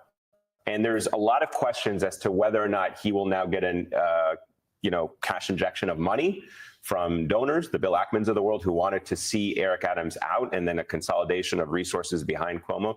Do you think that will do anything whatsoever in this race for Cuomo? You know, it reminds me of what Andrew Cuomo wanted in the primary. He wanted me to be his main opponent. And he got that. And we beat him by 13 points. And that was in spite of around $30 million being spent against us to smear and slander our campaign. And I have no doubt that he will see an influx of donations from Donald Trump donors, the very ones who have been trying to coax these other candidates out of the race. But I continue to be confident that New Yorkers can see through that. And they understand that this is a democracy. It's not something to be bought by an oligarchy. And no matter the attempts of people who are willing to spend more money than I would ever tax them, we are going to show that this is a city that deserves to be one that New Yorkers can afford. But with the race being a little bit wider now, does that change at all the calculation? Because now it's not just the primary, it's not just Democratic members who can vote in the primary. It's going to be wider in the city. Well, you know, the affordability crisis impacts New Yorkers regardless of their politics. I've met Republicans, I've met unaffiliated voters, I've met voters who are registering to vote now for the first time, and they tell me the same issues that Democrats spoke to me about: their rent, their childcare, public transit, the fact they just can't afford the city. And I know that this is an agenda that will speak to the despair, the disappointment that many New Yorkers have had with politics and politicians. And I understand that, because if Andrew Cuomo is the only example you had of a politician, why would you believe in them either? Our job is to show them there's an alternative. What do you make of the state of play in the Democratic Party in New York right now? Since the last time we saw you, Hochul has endorsed you. The two of you have appeared together and are clearly finding common ground. But Schumer, Jeffries, still on the sidelines. Jeffries today put out a statement thanking Adams for his service. I mean, this is a person who actually has technically left the Democratic Party now and ran as an independent in this race. So what do you make of that? And at this point, I guess, do you even want the endorsement of Jeffries or Schumer? Look, I will welcome endorsements from anyone across the city, and I will welcome them because we're looking to build a coalition that reflects the 8.5 million people who call the city home. And I'm proud, as you said, not only to have the endorsement of Governor Hochul, but also of Majority Leader Andrea Stewart-Cousins in the state Senate, as well as Assembly Speaker Carl Heastie, because these are the New Yorkers I will be working with to deliver this agenda, to show that the relationship between City Hall and Albany doesn't have to be as tense as it was under Andrew Cuomo. It can be one of partnership and one of productivity. But do you think those leaders are holding out in service of the people that they serve, the communities, neighborhoods that they walk through and work with every day, or in service of something else? You know, I can't speak to the motivations. I can just tell you that I'm proud to be building a campaign that we're seeing increased excitement across these 5 boroughs, and a campaign which, you know, won the most number of votes in New York City primary history. We saw that the top 3 age demographics that came out were all under the age of 35. We registered 30,000 people in the last 10 days. That's the excitement we're seeing, which is necessary because we can't protect democracy if people lose faith in its ability to actually deliver on the material needs of working people. So now this is a new phase of the campaign, though. You're in a head-to-head now with Andrew Cuomo, with whom, you know, there's no love loss among many New Yorkers that I talk to. Don't forget Curtis Sliwa. Yeah. Well, who I respect because he takes care of animals well. But that said, so back to the race, though, there are plenty of friends of mine who they recognize your political talent, they admire you, but they worry that they're more moderate. They're worried you're going to make taxes higher, that the city is going to become more expensive, that it's going to be harder to do business here. They worry that you're inexperienced. What are you going to do what do you have to say to those moderate voters? Well, the first thing is that I'm looking to represent them as well. I'm not looking to just be a mayor of the nearly 600,000 New Yorkers who voted for me. I'm looking to lead a city of 8.5 million people. And so much of this general election has been reaching out to those who have questions or concerns and making clear that our affordability agenda is a universal one. It's one that understands that tenants are facing rent hikes that are pushing them out of the city, and homeowners are facing a water bill the highest it's been in 13 years, a broken property tax system, the necessity of having an application of these ideals for every New Yorker. And I know that for so many New Yorkers, small business is where they find their employment. And I've spoken to many small business owners who've told me that one of the most difficult things about operating a business in the city is how Byzantine the city's bureaucracy is to navigate. Mm-hmm. And that's why we've committed to cutting fines and fees by 50% and to looking at all the regulations we have as someone who believes in regulation to ensure that these still have a resonance and an actual reason to exist today. Because some of them, when you ask a barbershop owner how many forms he had to fill out, he tells you 24 forms, 7 agencies, 12 in-person events. How is that stimulating the kind of growth we need in this city? Is there a policy concession that you would be willing to make in order to woo more moderate voters? Or since you're the front runner, you're ahead by double digits, do you not really have to make policy concessions? The policies that I'm running on are the ones still from the primary, but I'm also willing to speak to everyone and anyone. because sometimes the concerns are based more on a caricature of me as opposed to who I actually am. You know, there are people who have come up to me and said, how will we be able to pay for free rent? I said, no, you drop the ZE. It's freeze the rent of 2 million rent stabilized tenants. And similarly, people who ask me questions about, is it possible to make buses fast and free? I say the cost would be about $600-700 million, which is less than Andrew Cuomo gave to Elon Musk 1 year in tax breaks of $959 million. Showing people the context that we're in and building a coalition where they may not see themselves in me, perhaps, but they may see themselves in the best and the brightest that I'll hire to surround me in City Hall. The other side of that coin, I guess, is do you worry at all as you meet with some of these leaders, moderates, business leaders who've wanted to get your time and attention here in the city over the last several months? Do you worry at all about losing connection and credibility with the young people who fueled your initial win? I mean, I met many of them who said they literally only voted because you were on the ticket, that they were glad you didn't have a relationship with all these people that they despised. But now, you know, as you said, you're willing to be the mayor for the people that they despise. So how are you going to strike that balance? Yeah, well, I think what I've told young people and supporters of my campaign across the board is the most important thing is delivering the agenda that excited so many. Because more than people knowing my name, I have people stopping me in the street shouting, freeze the rent, shouting fast and free buses, shouting universal childcare. And it's going to take everyone to deliver that. And I think the most important part of it is honesty. When I go into a room with the leaders of the most profitable companies in New York City, Man, we this all know dude that I'm leaving sounds the like room a in the same used way, car still thinking salesman, that it's man. right to increase personal income taxes on the top 1% of New He Yorkers. sounds just by like a 2%, used still thinking car we should have salesman. the state's top corporate tax rate be that of New Jersey. There's going to be that disagreement, but I there's also agree, room to find Shabaka. other places of agreement. I think that's what He's New Yorkers selling want. They want a major wolf politics tickets. that delivers as opposed to one that just Yeah. looks to speak to those who have every opinion they already Hey, do. boy, he's got an answer for everything, just pumping his Adams' tenure. I'm going gums. to give you a chance as a person who's stepping aside from politics. Do you think he did anything well in the 4 years that he served as mayor? I mean, he's still on for a couple more months, but do you think he did anything well as mayor of the city? I think he spoke the truth when he called Andrew Cuomo a liar and a snake. Exactly, I also twin. think that his steps towards the I mean, containerization of twin, trash are ones that we're are welcome seeing in the through his city. And I think the bullshit. city of You yes know what I was something mean? that was good and something should be built on. All right. I think also maybe the first person on the show to use the word Byzantine. So we'll give Right. That's pretty. I And immediately then, seen through it, Shabaka. And this bastard is named after Kwame Nkrumah. wow. Now that there's an insult to our ancestors. I agree. Whoa, whoa, whoa. You want to hear that, Shabaka? The Democracy Now! Interview he did? Yeah, let's hear it, Let me play man. that.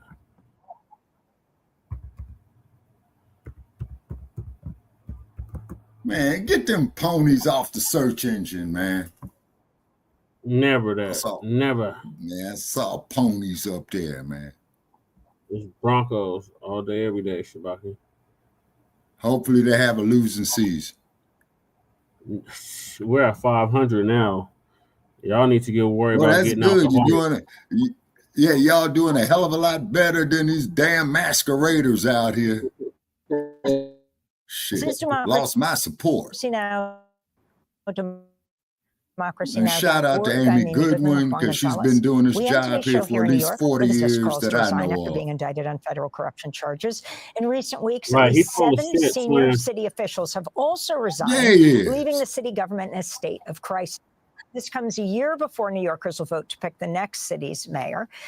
Adams has vowed to run for re-election, but opponents, including fellow Democrats, are lining up to run against him. We're joined now by New York Assembly member Zohran Mamdani, who is just announcing he's joining the race. He is a Ugandan-born Democratic socialist who was elected to the New York State Assembly for... I wonder what Idi Amin would have to say about his ass being a Ugandan. I wonder what Big Daddy I know would Shabaka, say. like, he'd be mad as hell. He'd be rolling in his grave, Shabaka. Yeah. I said the same thing. I was like, what? Watch, y'all gonna hear he gonna talk about he was named after Kwame Nkrumah. He gonna quote MLK. Okay, has he made any mention about Brother This Malcolm? is Democracy Now!, democracynow.org, the War and Peace Report. City Mayor Eric Adams announced Sunday he's dropping out of the mayoral race. This comes after President Trump and New York business leaders pressured Adams and Republican nominee Curtis Sliwa to drop out in order to narrow the race and help disgraced former Governor Andrew Cuomo beat the Democratic candidate, Zohran Mamdani. The Democratic Socialist Assembly member shocked the political establishment when he trounced Cuomo in the Democratic mayoral primary in June. Cuomo is now running as an independent. Last September, Adams was indicted on federal bribery charges in a scheme spanning nearly a decade. Prosecutors allege Adams engaged in a long-running conspiracy in which he solicited and knowingly accepted illegal campaign contributions from foreign donors and corporations.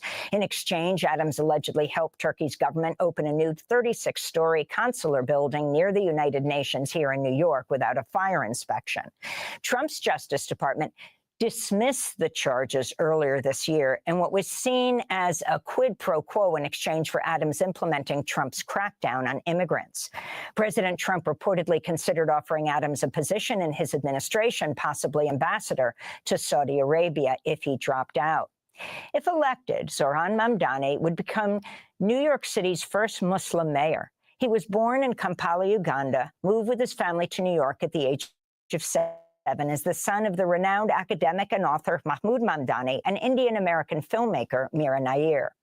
On Sunday, Democracy Now!'s Nermeen Sheikh and I sat down with Zohran Mamdani in our studio. An hour after Eric Adams announced his withdrawal from the mayoral race, as polls show Cuomo is well behind Mamdani.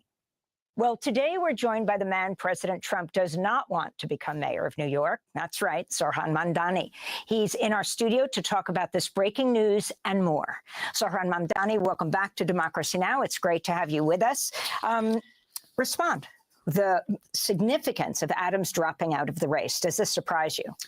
You know, it is something that has been rumored for quite some time that this would be the month, this would be the week, this would be the day, and today we've finally seen it. Yet it is also an encapsulation of so much of what has characterized Eric Adams' mayoralty, is decisions at the behest of Donald Trump and his billionaire donors and at the expense of working class New Yorkers. And what we see in this moment is very much what we saw the day we started this campaign on October 23rd, a necessity to finally stand up to the days of big money and small ideas being what characterizes City Hall and instead delivering for the very working class New Yorkers that are being priced out of that same city. Well, let's go to what Eric Adams had to say in a 9-minute video message announcing his decision to drop out. New York Mayor Eric Adams did not mention you, Zohran, or Andrew Cuomo by name, but he said this, which has been viewed as criticism of your campaign. Major change is welcome and necessary, but beware of those who claim the answer to destroy the very system we built together over generations. That is not change, that is chaos. Instead, I urge New Yorkers to choose leaders not by what they promise, but by what they have delivered. So, Zohran, your response? Well, you know, I am not surprised to hear any of these critiques or points from Eric Adams, because it is Eric Adams' mayoralty that has delivered us with a city where 1 in 4 New Yorkers are living in poverty. And in that same video, he diagnoses what the issues are that New Yorkers face. He speaks about the necessity of lowering costs, of improving quality of life, of keeping New Yorkers safe. And I don't contest the diagnosis. I contest his delivery, however. This is a mayor who raised the rent by 12% on more than 2 million New Yorkers, a mayor who priced New Yorkers further out of childcare, a mayor who has time and time again exacerbated a cost of living crisis, whether by raising the water bill or supporting Con Edison when they wanted to raise gas and electric. And so I wouldn't take advice on addressing that same crisis from the man who's been inflaming it time and time again. Well, could you say, Zohran, what do you think the impact of his dropping out will have on your electoral prospects? I think it's very much the same race. We have seen over the course of this race, especially in the final weeks and months of the primary, that Andrew Cuomo wanted nothing more than a one-on-one fight with me. And we gave him exactly that, and then we beat him by 13 points.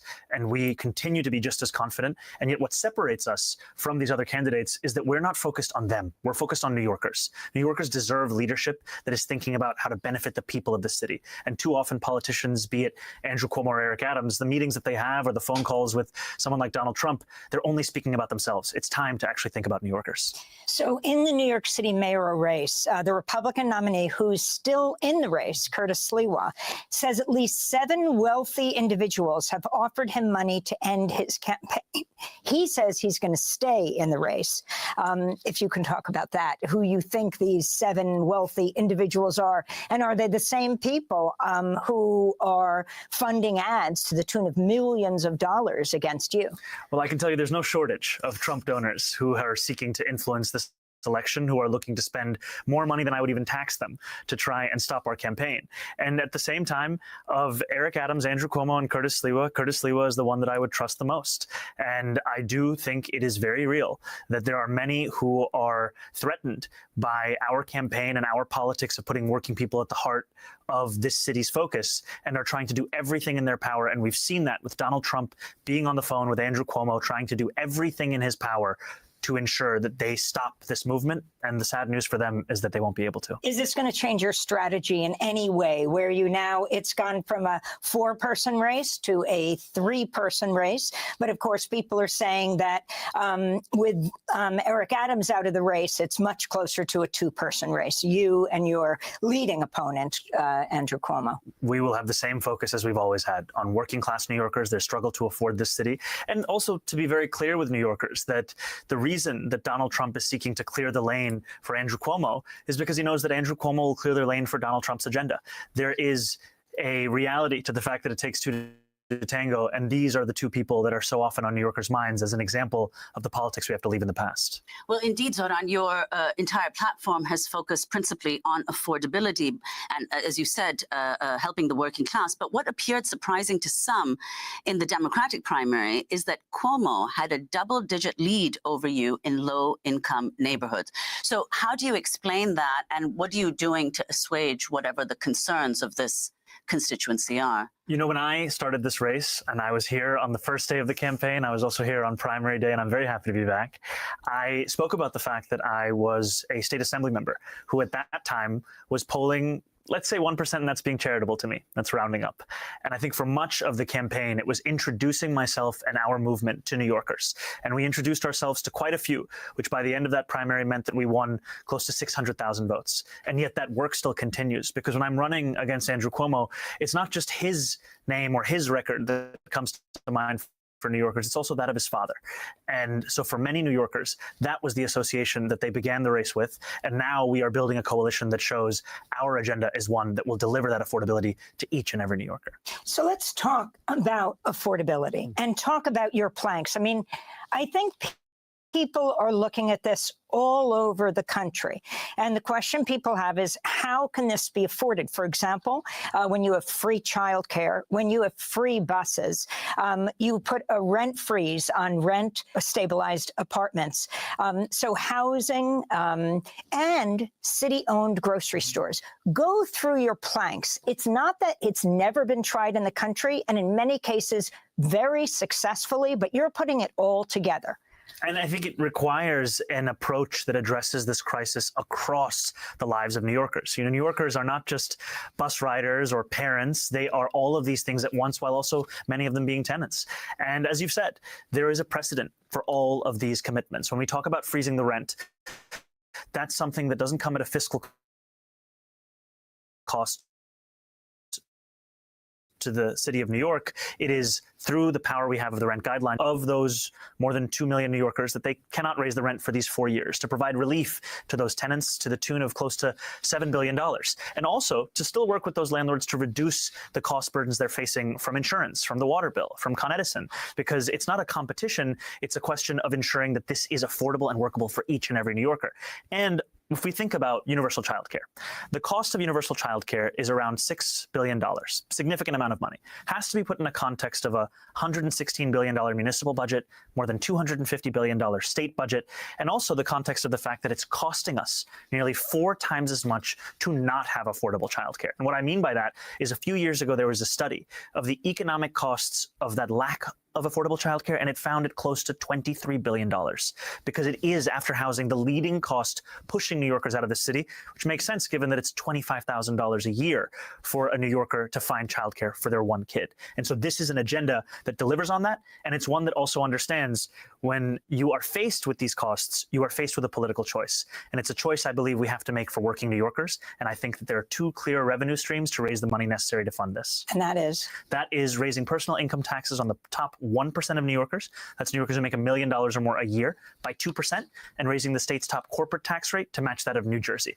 Together, those two initiatives would raise $9 billion. I think they're the most straightforward, productive means of doing so. But if people have other ideas to raise the same money, I encourage it. Interestingly, on childcare, what can you learn from New Mexico, which became the first and only state in the country to offer free childcare to a majority of families 3 years ago? According to The Guardian, the program lifted 120,000 people above the poverty line. I think it shows that this is possible. It shows that it's not only necessary, but it is a question of our own political will. And we don't have to look as far as New Mexico, frankly, because right here in New York City, the previous mayoral administration delivered universal pre-K. And that was something that showed us the possibility of city government meeting the needs of working New Yorkers. And if we do not meet these needs, we will continue to see parents and aspiring parents leave this city in order to find a place where they can afford that childcare. It's time for us to actually deliver on it so we can keep people here and actually have room for others to join us as well. Well, Zoran, you mentioned earlier, of course, housing is one of the central, you've made it one of the central issues in your campaign, because it's true that New York City, one of the biggest issues is that people can no longer afford housing. You're focusing in particular on deed theft. If you could explain what it is and your plans to create an Office of Deed Theft Prevention. Absolutely. You know, the affordability agenda we have is one that doesn't just speak to tenants, it also speaks to homeowners. And since 2015, we've seen more than 3,500 instances of deed theft take place across New York City. Deed theft, for those who don't know, is something that disproportionately targets older New Yorkers. They tend to be Black and brown New Yorkers, where an individual will knock on the door of one of those same New Yorkers and say, do you need assistance in resolving your inheritance or refinancing your home, preying upon their desire to actually pass that home on to their next generation or to ensure that they can stay in that home. And there are so many of those New Yorkers who have then lost the title to their own home through this kind of being preyed upon. And so our office would take advantage of the new state rules that have allowed the city greater enforcement authority on this issue. It would also fund for about $20 million lawyers and further legal assistance for New Yorkers who would then be proactively reached out to by the city of New York, and would look at the example of a Tangled Title Fund in Pennsylvania and bring the success of that here so that the city is assisting New Yorkers in ensuring that their next generation can inherit their home, as opposed to leaving them to the prey of someone who would look to actually engage in deed theft. Well, let's talk, Zoran, about issues that, of course, are very relevant to people in New York, but the principal action is happening elsewhere, and what you've commented on many times, namely what's unfolding in Gaza. Right now, Israeli Prime Minister Benjamin Netanyahu was just here in New York, scheduled to meet Trump on Monday. So if you could talk about what you've heard from New Yorkers on this issue.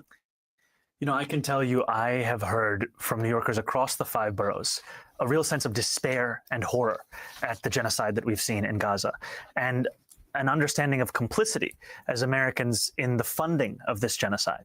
And New Yorkers are looking for someone to be their mayor who will focus on this city, who will deliver for the people of this city, and someone who also, amidst all of that, has the moral clarity to have a politics of consistency. And that's what has been at the heart of our campaign, a consistent belief in the universality of ideals like humanity, like justice, like safety, and the ways in which Benjamin Netanyahu's genocide of Palestinians is a violation not only of those ideals, but also of international law. And we've seen that in the issuing of a warrant for his arrest by the International Criminal Court. I wanted to go to a journalist questioning Netanyahu at a White House dinner hosted by Donald Trump in July. The vocal critic of Israel and of yourself, and has said he would arrest you if you came to New York City if he was mayor. Is that something you take seriously, or are you concerned about that? Give a response to that. No, I'm not concerned about that. Oh, well, look, I'm going to come there with the President Trump, and we'll see how do you know who the mayor will be? I don't know that. Do we know that? He's going to be very fine, and who knows? We don't know who the mayor is going to be yet. But this is a communist. He's not a socialist. He's a communist, and he said some really bad things about Jewish people, and he said some really bad things about a lot of people. And I think he's going through a little bit of a honeymoon right now, but he might make it. But, you know, it all comes through the White House. He needs the money through the White House. He needs a lot. He's going to behave. He'll behave. He better behave. He's going to have big problems. So if you can respond to both President Trump and Netanyahu, Trump has been going after you since you announced. He talked about detaining you, checking whether he might be able to deport you, talking about you as a communist. You, in exchange, talk about Trump-proofing New York. You know, I think it is a sad reality in this country where we have a president who ran an entire campaign premised on cheaper groceries and lowering the cost of living. And what he has instead delivered time and again is an exacerbating of that on the persecution of his supposed political enemies. And when we talk about Trump-proofing the city, it's not just the question of hiring the 200 additional lawyers at our law department to bring us back to the staffing levels prior to the pandemic. It's a question of actually standing up and fighting Donald Trump. And fighting Donald Trump because what his agenda is doing is endangering the welfare of New Yorkers. This bill that he recently ushered through Washington, D.C., it throws millions of New Yorkers off of their health care. It steals SNAP benefits from so many hungry New Yorkers. And it does all of this in the interests of the largest wealth transfer that we've seen in this country. And to do those things while speaking about a cost of living crisis, it is truly a betrayal of so much of what his campaign was premised on, and an illustration of why he is so fearful of our campaign. Because unlike him, we don't just diagnose this crisis, we will deliver on it. We will actually ensure that we have New Yorkers who can afford the city that they call home, that we freeze the rent for more than 2 million New Yorkers, we make buses fast and free, which are currently the slowest ones in the nation, and we deliver universal childcare. And that's what Donald Trump is afraid of, the stark contrast between our delivery of those things and what he has done as the president of this country. So, Ron Mamdani, what does it mean to be a democratic socialist? You know, I think of the words of Dr. King from decades ago, who said, call it democracy or call it democratic socialism. There must be a better distribution of wealth for all of God's children in this country. And New Yorkers understand that. We're in the wealthiest city in the wealthiest country in the history of the world. And 1 in 4 New Yorkers are living in poverty. When I walked into this interview, I walked past a New Yorker who was sleeping on the street. That's the level of poverty in this city, and yet it's happening amidst great wealth. And the vision for this city has to be one that understands the dignity of working people must return to the heart of our politics, and to focus on that is to fulfill the ideals that brought so many to politics in the first place, and the abandonment of it has been what's pushed so many away from it. So, Zoran, let's talk about some of the support that you've received that was perhaps almost unprecedented, and in this case unprecedented. Over the weekend, you received an endorsement from Bend the Arc Jewish Action, the very first time the organization has endorsed anyone in a mayoral race.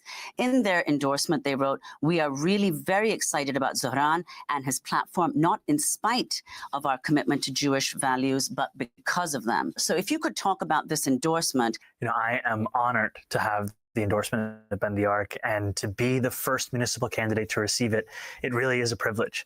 And it showcases the fact that this coalition that we have, it is a coalition that not only continues to expand, but also looks to reflect the beauty and the breadth of this city. And one of the many things that makes this city so special are the close to 1 million Jewish residents of this city. And I take very seriously my responsibility and my opportunity to not only protect Jewish New Yorkers, but to celebrate so much of what they have brought the city and so much of what it means to be a city with such a thriving community. And I think of this period of the High Holy Days as one where our politics and our politicians would do well to learn from the lessons of these very holidays that seek to impart a reflection on what the prior year has been, an atonement, and a real level of humility as to what it means to lead. And that is the kind of lessons that I hope to learn in delivering leadership to this city. I was getting messages from congregants at Rosh Hashanah when you went to a synagogue then, and also hearing about the reports of a woman handing you stickers she'd made with a picture of bagels and lox and a message urging Jewish voters to support Mr. Mamdani. And on the stickers it said, "Reject the smear campaign, join the schmear campaign." Yes, this is very creative, and I think it's a reflection that for all of the fear-mongering that we've seen in this race, part of the reason that I sit before you as the Democratic nominee is because of the support of so many Jewish New Yorkers of all generations. And I'm so excited by that support and the prospect of building that support by reaching out to Jewish New Yorkers across the 5 boroughs, including at their synagogues. And finally, Zoran, we know you have to go, but you know, many people have talked about the fact that you mobilize so much of the youth vote But you also mobilized a lot of the South Asian vote, many people voting for the first time in a mayoral election, and Muslim communities as well. You'll be, if you win, the first Muslim mayor of New York, the first South Asian mayor. So if you could say, how important was that support to you, and explain your decision, in fact, to emphasize the fact that you're both a Muslim, South Asian, and in fact also African. These are parts of my identity. They're parts of what has formed me and my life over the course. This clown ain't no African. Of both being a New Yorker and even before that. And I think it's a desire at the heart of our politics to ensure that these electoral outcomes, these contests that we have, that they actually reflect the city at large. Too often, New York City politics is focused on an ever-narrowing group of New Yorkers, the ones who vote every primary. And yet we know that there's so many New Yorkers who call the city home just in the manner of those voters, but are not spoken to with the same respect, are not given the same kind of time. And from the beginning of this race, we said we wanted this race to look like the entire city. And that means speaking to the very South Asian and Muslim New Yorkers that too often have been looked at as, at best, there to be for a photo op, as opposed to New Yorkers who are also suffering from this affordability crisis. So, Ron Mamdani, we are broadcasting this on Monday. We spoke to you on Sunday, right after Adams said he's pulling out of the election campaign. We also spoke to you the day after he was indicted on corruption charges. Of course, Trump would dismiss those charges later. But I also wanted to ask you, on this day, Monday, that we broadcast this, apparently the Democratic leaders will be at the White House, Hakeem Jeffries, Minority Leader Chuck Schumer, meeting with Trump over the whole issue of the budget and whether the country is going to be shut down. I want to know which is more contentious, that meeting, Trump. And keep in mind, and then to prove your point even further, where they were selling slaves over there on Wall Street in New York. Exactly, Shabaka. Is he gonna do that? Hell no. He ain't said one damn thing he was gonna do for Black New Yorkers. Exactly. You see what I'm saying? And this dude is of Kamala Harris's class, as you told me, Brother Che, on the last night. If he wins, Black New Yorkers are done. Exactly. And he's with that Brahma class, right? Yep. Yeah. Because it's the Brahma, the Eta, and I forgot the other two, but the only thing I know he's either Eta or Brahmin. Okay, got you. Okay, and then there's the untouchables, which would be us. Yeah, he's not an untouchable one. He's not a Sudra. He's not a Sudra either. So he's an Idra. He's either Idra or a Brahmin. He's got damn DEI hires. He'd be another damn DEI hire. Cash Patel, exactly. Brahmin, East Indian. Kamala Harris, Brahmin, East Indian. That part. And then on top of that, I wonder what Dada would have to say about this fool. Nobody fooled Big Daddy. Well, apparently his family was in Uganda when Idi Amin was alive. Huh. Oh, wait a minute. Okay, you just brought back a memory, Brother Chase, because when Dada, came to power, only 33, Shabaka, so let's see. So he was born after Idi went. Yeah, he was born right after, but his parents, I believe, they had moved from India to Uganda. Okay, and then Dada, he took all the wealth from them and put it off in the hands of Ugandans, is because I do know that his son, Idi Amin has a son, who does YouTube videos, who was talking about that. Here comes the part about him. They're going to ask him how he got his name. Okay. Schumer and Hakeem Jeffries, or their meetings, Hakeem Jeffries and Schumer, with you. I was just watching Senator Van Hollen, who is really castigating his fellow Democrats who had not yet supported you. Many have, from corporate Democrats, conservative Democrats, on to progressives. But talk about that. Hakeem Jeffries and Chuck Schumer not having supported you yet, even though you are the Democratic primary candidate. And what is being said in these meetings? They keep saying they're talking to you. Yes, we have had a number of meetings, and I've appreciated the meetings because the focus of the meetings has been on the fact that New Yorkers are facing twin crises: authoritarianism from Washington, D.C., and an affordability crisis from the inside. And we often tend to separate these out. We think about democracy as an ideal that must be protected, but not that democracy also has to be able to deliver on the material needs of working people. And it was Fiorello LaGuardia that said, you cannot preach liberty to a starving land. You have to be able to deliver on both fronts. And to me, in these meetings, the focus has been how to do so. And I would say that the meeting that they will have with Donald Trump is going to be far more contentious than the ones that we've had. Ours have been focused on New Yorkers. Donald Trump is focused on himself and his donors. And so it are is you, time man, Donnie. to showcase the cost of the legislation that he has ushered through, what it would mean for New Yorkers' lives. I mean, I was at a hospital in the Bronx just a few days ago, speaking to 1199 members who were telling me that these cuts, they could decimate their ability to take care of New Yorkers in their toughest moments and in their best moments. And yet that is the agenda that Donald Trump is pursuing. And I continue to be hopeful and to be focused on the necessity of turning back that legislation, ensuring those cuts do not come to pass in the manner that they have been written. We're going to end where we intended to begin today before Eric Adams announced that he's dropping out, which became top news. And that is by you saying your name. Of course, your main opponent, Andrew Cuomo, continually mispronounces your name. I want you to respond to that. This is how he does it. I'm running against a man named Zoran Mandami. He's a socialist. If you can respond to that and tell us how you say it, your full name. Zohran Kwame Mamdani. And I think what has been offensive to me is not whether a New Yorker can say my name on their first attempt or their second. Is deliberately mispronounce that name. And it is something whose meaning is not. It's not just about me. It's about how so many New Yorkers have to deal with this in their own workplace, in their own lives. I was at a mosque recently for Friday prayers, and I asked the uncles and the aunties there to raise their hands if they've ever had to deal with the basic indignity of having the name that they were given be butchered time and again with an intention of belittling them, and hand after hand after hand raised. And that shows me the ways in which so many have been overlooked at the very least. And our campaign, it's not a campaign to ensure that everyone can say my name. It's a campaign to ensure that each and every New Yorker is celebrated for the fullest version of themselves, who they actually are, and belonging to the fabric of this gorgeous mosaic, as David Dinkins once called it. And your middle name, Kwame, where it comes from? I was named by my father after Kwame Nkrumah, the first prime minister of Ghana. And it is a point of pride for me and a reflection of the fact that I would also be the first immigrant mayor of the city in generations. I was born in Kampala, Uganda, in East Africa, moved here when I was 7. It's the city where I grew up, the city where I met my wife, the city where I got my citizenship, and hopefully the city I will be. Thanks for watching Democracy Now! On YouTube. Subscribe to the channel and turn on notifications to make sure.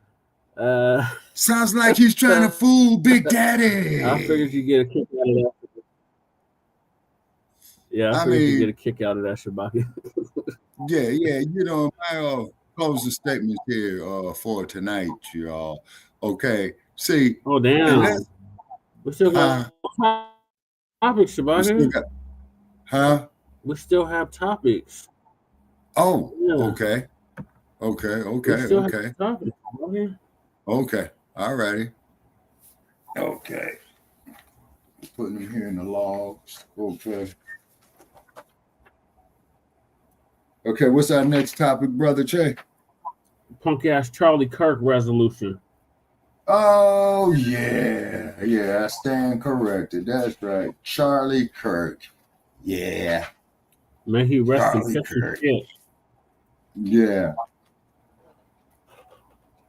Okay, wait a minute. Oh, boy. Man, you could hear in the background, I'm going through all these log sheets, man. You know what I'm saying? Yeah. Okay. Yeah, let me check the other book. Okay, Charlie Kirk. Okay. Yeah, old Charlie. Yeah. Well, anyway, let's get on there with old Charlie Kirk. Okay. And for you Kirksters out there, Scotty beamed him up.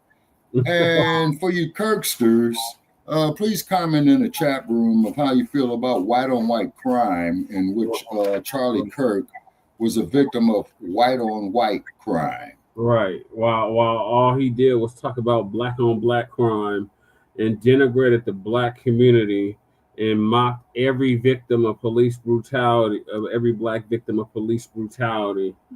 And made derogatory. Going all the way back to Trayvon Martin. Yeah, my God. Yeah, and whatever happened to that fool Zimmerman?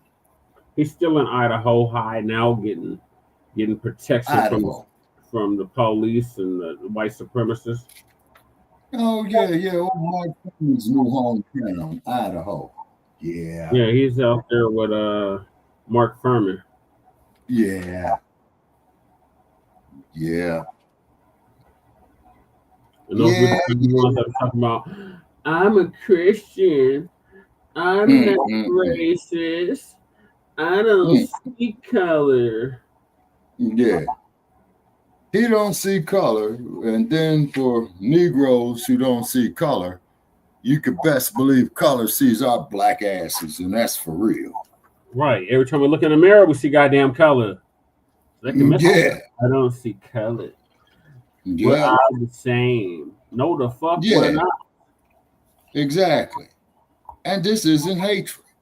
It just means is that we place an emphasis on our heritage, as you say, Brother Che, around this whole damn planet. Yep. So your friends, the Democrats, I'm being facetious. They're not our goddamn friends. Neither the Democrats or the Republicans are our friends. Two sides of the same coin. But the so-called friends of Black America, the Democrats, voted in favor of Charlie Kirk Resolution. Legislation and resolution. Oh my God. Honoring he's not even a suspected white supremacist no more. He is and was a racist white supremacist. He was the modern day David Duke. Right. And what was the other dude's name? It was Lee David Duke, George Lincoln Rockwell. No, it was I mean, we'd be here all night naming white supremacists, but it was one in particular. It was Lee Atwater. Yeah, Lee Atwater. He was a modern day David Duke and Lee Atwater. Yeah. Oh, and you want to hear something funny? I was on social media talking with one of these idiots, right? And this idiot is going to tell me that George Washington invented electricity. Now, let me just show you. Whoa. I thought they tried to give that to Ben Franklin. No, Benjamin Franklin did. See, there's a difference between an invention and a discovery. Because Ben Franklin, who was a drunk, he went out there, flew his kite in a thunderstorm and put a key on his hand on the kite string, right? Yeah. Okay. So, and as you know, the word Zulu translated into English means lightning and thunder. Okay, a brother who was a Zulu told me this. Okay, so what had happened was when the heavens lit up Ben Franklin and he got a shock, right? So that's a discovery as opposed to an invention. Now, an invention is what so many of our... They had electricity in ancient Kemet. These cockers they ain't invent discover nothing. So we discovered electricity. Yeah. Okay. I stand corrected. You know, I'm not the most brilliant motherfucker there is. You know what I'm saying? Okay.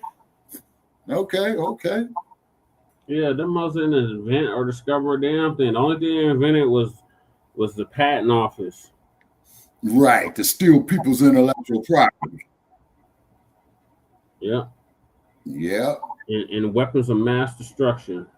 Exactly. You see what I'm saying? And then what did the Queen Mother say? Revolution is love. We must make weapons of mass love, not destruction. Right. That's what we used to play on Shabaka'S Blacc Experience Enhanced on Blogtalk Radio. Yes, sir. You know what I'm saying? And most definitely, Sister Assata, rest in power. So if your relatives are hearing us, y'all have our most deepest sympathies and concerns. But the Queen Mother's in a better place. You know, she did her job. They beat her. You see what I'm saying? And whatnot. I got saw photographs online with her with black eyes and stuff like that where they beat her. They put their fingers in her bullet wounds. They tortured her. Oh my God. Yeah. And then of course, I hate to say, of course, how should I say, I'm quite sure that indecent liberties were taken with her, if you know what I mean. Yes. You know? So rest well, Assata. Rest well. And I salute you, sister, you know, for a job well done, considering the circumstances and the torment that you went through. So if any of her loved ones, family members for taking her in, shout out to the Black Liberation Army for breaking her out, and shout out to taking her in. And shout out to Raul, his brother, when Fidel transitioned, his brother Raul took power, and he had made it clear. Shame on old Sambo. Sambo, exactly. Yeah, and then old Sambo was going to go down there and try to open up relations with Cuba, and Raul told him, "No, man, Queen Mother, you know, she's got asylum here. We're not giving her up." And he raised the bounty to $2 million on her head. And that fat ass Doug Christie of New Jersey and punk ass Trump said it was kill on sight. Yeah. And then keep in mind, even if she would have set foot in Puerto Rico or the U.S. Virgin Islands, right, or any American territory and or state, she was to be shot and killed on sight. And fuck you tellers that talk about, well, she was so much for Pan-Africanism and African liberation. Why did she go to Cuba? She went to Cuba because at that time they were taking in political prisoners. Right. Exactly. You say so fuck you tellers. That's disrespecting our Queen Mother. Exactly. But let's get back to this Charlie Kirk, racist white supremacist, and what the Republicans and the Democrats did last week, in regards to that bastard. Okay. All right.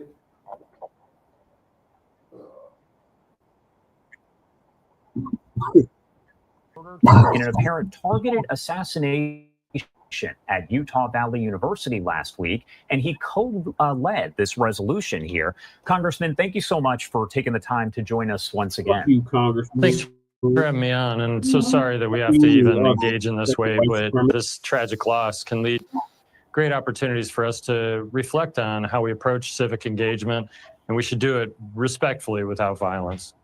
And I did want to ask you here the purpose of the legislation itself. This is literally coming from the most violent people in the history of the planet. Mm-hmm. And Utah is a Second Amendment state. Mm-hmm. And Utah is a Klan state, a Republican state, a white supremacist state. Yeah. Kind of going back a little bit before the House did vote on it today. What is the purpose of it? Is it simply symbolic, or is there more to it? There's always more to words. The point behind that is words as ancient as time have set a standard for people, and that includes ancient writings like the Bible, as well as things like the Gettysburg Address. Y'all twisted up and made justify our enslavement. So fuck you and your Bible. How about that? Okay. All right. The Emancipation Proclamation is these things set a standard for us, and we should try to live up to those standards. We are the United States of America. And Mormon country. Utah is Mormon country. That is the headquarters of the Church of Latter-day Saints. Mm-hmm. And then how is this bastard people going to talk about that the respect each other? Emancipation We don't all Proclamation? share the same views. We are not monolithic in our viewpoints. But as we engage with one another, we can do so in a respectful fashion. And this terrible incident, this terrible tragedy is a reflection of that. Just like Look at all the foul shit they called me. I always got to. Yeah, look at all the foul Just like shit the they called bastard that you, they Brother are Jay. honoring. Yeah, but just like the bastard he's honoring, Shabaka, they always got to find a way to crowbar us into some shit. We didn't have nothing to do with that motherfucker getting killed. It was your own people that killed him. Exactly. Just like when they had the There massive are some people shootout, that man, believe of white civic supremacy against engagement each should other on not be the way Interstate to 15. approach things, that violence is the way that we should approach it. And I and my people and the United States of America, the your vast majority people. of our citizens, utterly You said it right. My people. Yeah, your people is right. Yeah, exactly. Nabisco, Mayo, Sun Dodging people. Sun Dodgers, yeah. Yeah, I like that term, Sun Dodgers. Yeah, Sun Dodgers. Yeah. Reject that premise. I wanted to ask you about the reaction here as 58 Democrats did vote against this legislation, this resolution. Your thoughts on that overall? Well, it's disappointing. We've seen a number of people that celebrated the death of Charlie Kirk, and Should have been more than that. All the motherfuckers should have voted no. If they really gave a damn about black people. That part. Fuck. But however, In though, these I will cases, say one thing. Once again, I there are did some like people who Robert can't get Redford their and Butch minds Cassidy around and the the fact that Sundance Kid. Charlie Kirk was an individual that debated vigorously and he loved completely. There was nobody that he intended to harm in his debates. He always wanted to just have that civic discourse. And the fact that some of my colleagues lies on top of more lies. What was it? Was it Napoleon? I said you tell the lie long enough, they'll start believing it. And you just keep saying the same lie over and over and over and over again. Okay, and then when you lie, you got to remember your lie. Straight, blatant white. He didn't harm nobody. He literally mocked the death of every black person that was killed at the hands of the race soldiers. Exactly, and then he had the audacity to say, he disrespected every last one of our civil rights leaders. Yes, sir. And then had the damn audacity to say that we were better off during the Jim Crow era of 1940. And on that, Charlie Kirk, you may kiss my ass. And I want to make that perfectly clear, by the way. Right. I would count as associates, and I hope I can count them as friends as well, would vote against that. I think it's a reflection of their people and the fact that they don't approve of Charlie Kirk or his message. But fuck no, he's basically a fucking modern day David Duke. Why the hell will anybody with any kind of sense support some shit like that unless they're a white supremacist like you? Exactly. And then if I was to debate Charlie Kirk, I would have humiliated the vast majority of people on the House, because the first thing I would have told Charlie Kirk. That's why he only debated college students. Yeah, because I would have told Kirk that I was grown when he was a twitch in his daddy's pants. He would never debate somebody that actually knew what the hell they were talking about. Well, that is a fact. Yeah. Floor did vote in favor of this resolution. I'm proud of that fact that in the Senate and the House, we were able to pass a resolution honoring the life and legacy of Charlie Kirk and mourn with his widow, Erica, and those two children who now have no father. His life and legacy is denigrating black people. That's something to be honored. Exactly. And then the cold part is that when he was talking about what was his last line, he was about the fact on that black President people. Donald Trump, Vice President J.D. Vance, they're going to be speaking at the service on right before he was about to bring up gang violence. Right before he was about to bring up gang violence in Chicago, he got pew pew. He got dumped on. Okay. Yep. He was asked about transgender shooters, and instead of answering the question, he was going to deflect to gang violence in Chicago. Exactly. And then keep in mind is that talk about gang violence. keep in mind, Chicago was the home of Al Capone for many, many years. Yeah, many Do we have to Italian mention the mobs. St. Valentine's Day massacre? It might have to, Shabaka. All they do is everything they do is murder, death, and destruction. That's all they do. Yeah. And it's the same offense about we need to not have violence. We need to not respond to violence. Everything that you responded in since you came out the caves has been violence. Exactly. You see? Sunday there at State Farm Stadium in Arizona. What does that say about Charlie Kirk's impact on politics overall?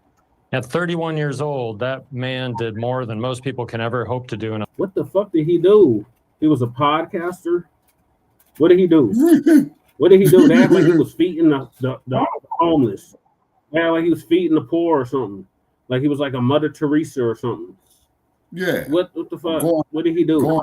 All he did was denigrate black people. That's all he did. Exactly. And justified every unarmed black citizen that was murdered by the police. And then keep in mind, he didn't say nothing in favor of Fannie Lou Hamer. You know, may Fannie Lou Hamer rest in power. He disrespected all of our civil rights leaders, Shabaka. Yeah. A lifetime, man. The fact that our president of the United States, as well as the vice president, have over the past 9 days since this terrible event has happened, that they've over and over again said how impactful Charlie Kirk was on them. And the other interesting thing is how impactful Charlie was on people who are not president of the United States and vice president, people who are average citizens who respect the fact that Charlie Kirk is the reason why. Rank and file white supremacists, get it right. Get it Facts. right. Facts. And tellers that want to get in line and get in bed with white supremacy. That's it. Yeah.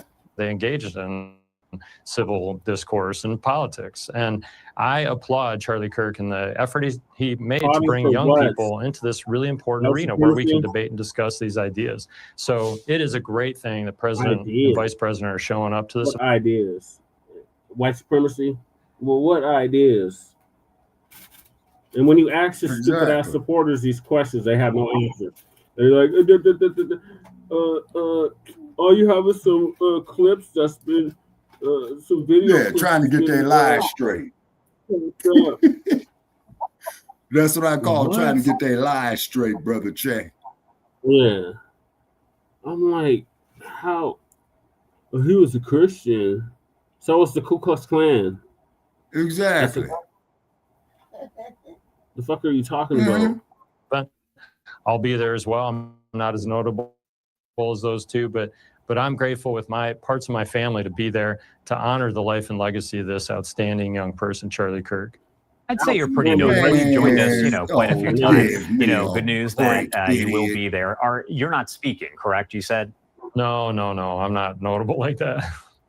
And I did want to ask you as well about how exactly you plan to carry on that legacy, how you want to make sure that Charlie Kirk is remembered. We should live boldly, we should debate vigorously, and we should love completely. And I intend in my heart and mind to carry that forward. I have always been the sort of person from my early training in the scout program that I was in and through my religious upbringing, I've always felt like we should love our enemies and bless them that curse us, and that even when people are utterly disrespectful, that we should still try to extend. Your boy was utterly disrespectful. Yeah. Your boy was utterly disrespectful. The fuck is you talking about? And he went out his way to be disrespectful.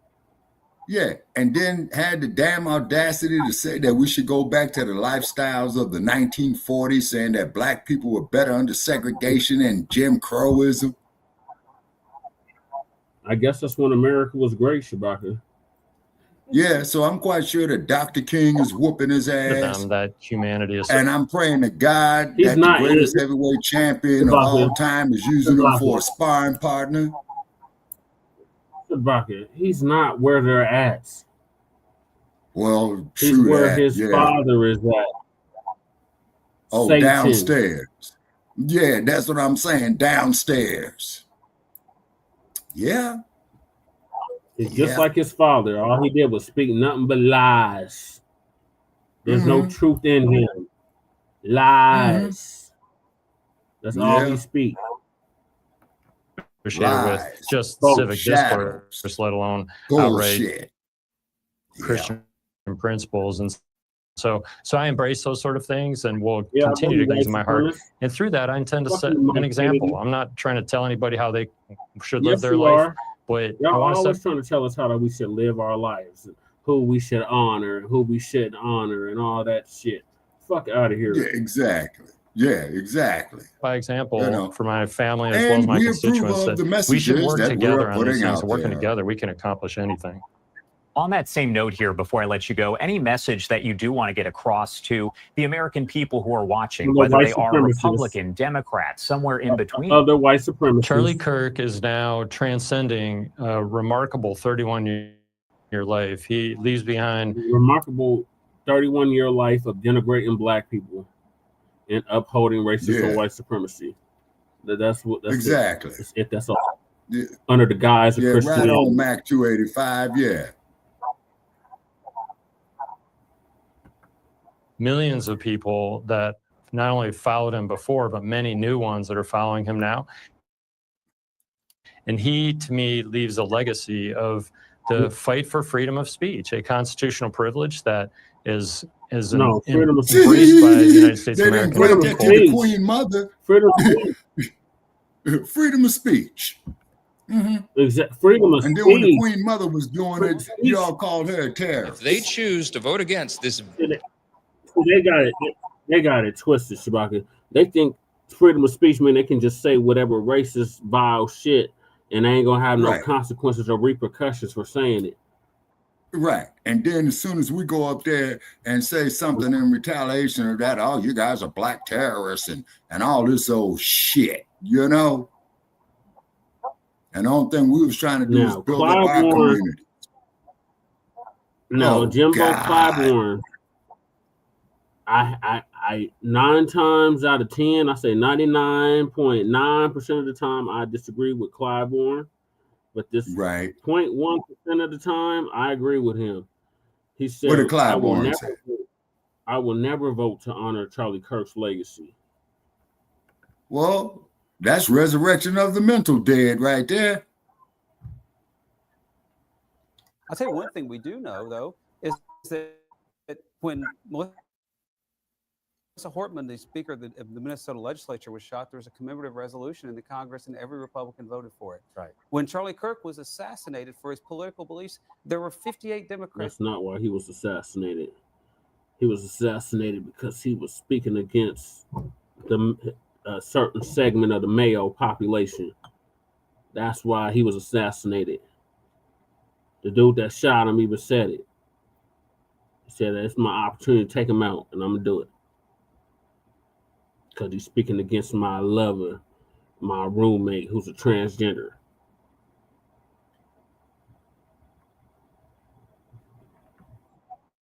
Who would not vote for a resolution to honor him. So and I was one of them. Why do you think it was? I don't mind honoring anybody's life.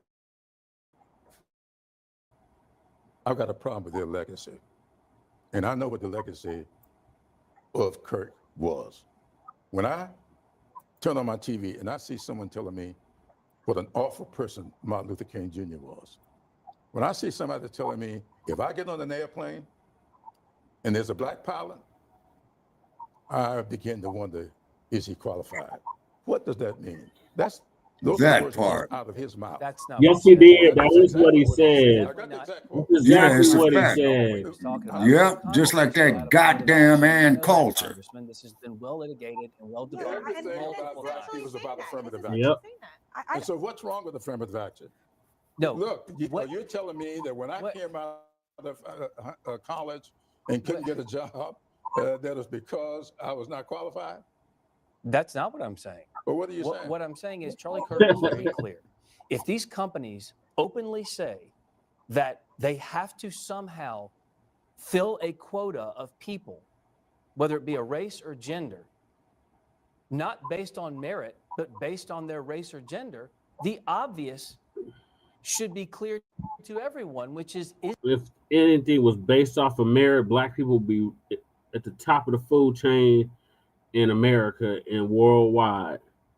The fuck are That y'all part. talking about? They kill me with that shit. Yeah, and then on top of it too, this is why the dump is stating how he honestly feels about getting rid of DEI. You get rid of DEI, black companies do not have to hire these mayonnaise people. because of the bar that the corpus type of DEI hiring, then you have to wonder, is it because of their race or their gender? That's not what it is. That's not what it is. Hogan, why would you? Oh, Abby Filler. Yeah, I mean, why would you have to wonder that? The only reason you would wonder that is if you're inclined to believe that nobody can be qualified if they are black and brown going into this role. And also, but here's one other thing that I think is just a factual dispute with what you're describing. You're suggesting that the standards are lower for people of color filling these roles when there is absolutely the exact opposite. No evidence. The exact opposite. No, but that's what you said. No, it isn't. Hold on, Hogan. You said that they are only getting these jobs because of their race or gender, That's not what I and said. not because they're Yes, you did. So are they qualified? Yes, or you not? did. You're talking out of both sides of your mouth, trick. Is a pilot sitting in a hold on, Hogan. Is a pilot sitting on an airplane? Get his ass, flying away, Abby. whether he's black or white or a woman or gay or lesbian, if they are sitting in that seat and they meet the FAA requirements for being in that seat, are they qualified? If they are qualified, I sure hope so. Are they? But you don't believe that they're qualified. That's not what I because said. What I said was, if the criteria was their race or gender, Yeah, then but how am I to know that's if the why I'm telling you, qualification is Hogan, there? That's not the that is qualifications, the stupid factual motherfucker. that We you had are a making. president of the United States, Hogan, I don't Joe want Biden, you to came out and said, Hogan, This is exactly how Charlie Kirk supporters are. Just like this. president. So when I noticed that that's what he said, that's not my fault. Joe Biden said it. You were in the White House when Donald Trump said he was going to put a woman on the Supreme Court, and then he picked Amy Coney Barrett. Is she not qualified? She is extremely qualified. Okay, so why is she qualified? Because she's white. But Ketanji Brown Jackson is not. He talked Because about the she's white. qualification as well. What I'm saying is, in that clear directive from Joe Biden, in the clear directive from those Hogan, companies, they are Hogan, saying we are filling let a me quota. ask. They're not even saying filling I'm a going to quota ask you with the again most because I think you have qualified. another opportunity to really think this through. I've thought it Donald Trump said, "I am going to pick a woman to go on the Supreme Court." Oh, you know what? Let me give you another one. So should he not have George H.W. Bush said, "I am going to pick the Supreme Court." Are those people unqualified? I want always the most qualified people to Are they hold those qualified jobs. or not? It depends on It their wasn't a quota qualifications. Answer the goddamn question, It's cracker. always a quota when you base it on race or Ketanji gender. Brown If you Jackson- base it on qualification, Hogan, if the person is Hogan, hired as black I or a really- woman or whatever, it listen, doesn't matter. Mhm. That's Let the me just point. ask you a direct question. It's the ultimate Is it okay for meritocracy. Donald Trump to have DEI quotas or not? It's not okay for anyone to have DEI So then quotas. why did he have a DEI quota, by your definition, for Amy Coney Barrett? He didn't. He said that was one of the selections. People said he should fill it with a woman. Okay. He said he was going to fill it with a woman, and he did. He did not only interview women for the job. Correct. Okay. So I'm sure Joe Biden didn't only interview men for black women for the job. Joe Biden had said as he went in his search process, his short list would be all women of color, and they were. Listen, And they were No, qualified. that's not true. They were qualified. We're taking issues Brad, with the Brad, criteria. I just think it's you guys are misleading. I'm not gonna say you're lying. I'm just gonna say you're misleading about what Donald Trump said. The day after, Justice Ginsburg died, he said he was going to pick a woman to replace her. He said that. Okay, I'm not paraphrasing. That is what he by said. that standard, So, he should not have issued that as a criteria. All right. all right, one more thing.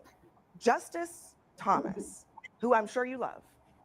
You love him, right? Sure. He was chosen to replace a black Supreme Court justice, in part because he was a black man. Who is more qualified? I don't know if any of them. Okay, well, I've checked. She served as a federal judge for way longer. He actually didn't before she was put on the Supreme Court. No, false. He was on the D.C. Court of Appeals, Okay. the second highest Well, court she in the land. served. She served. Recommended by the Bar Association. Yes. Cannot besmirch He was on there for. He was on there for a very brief period of time. She was served as a judge. We have never considered any nominee for Supreme Court who was on the D.C. Court of Appeals to be unqualified for the Supreme Court. I am not suggesting. Never, ever has that been said. I am not suggesting. You're saying Clarence Thomas was not qualified? I'm not. Actually, no, not. I am not. You just I am said not he was suggesting not that he's unqualified at all. You did. I am saying that he is qualified just the way that Ketanji Brown Jackson is qualified, just the way that Amy Coney Barrett is qualified. No, you said he was less qualified. No.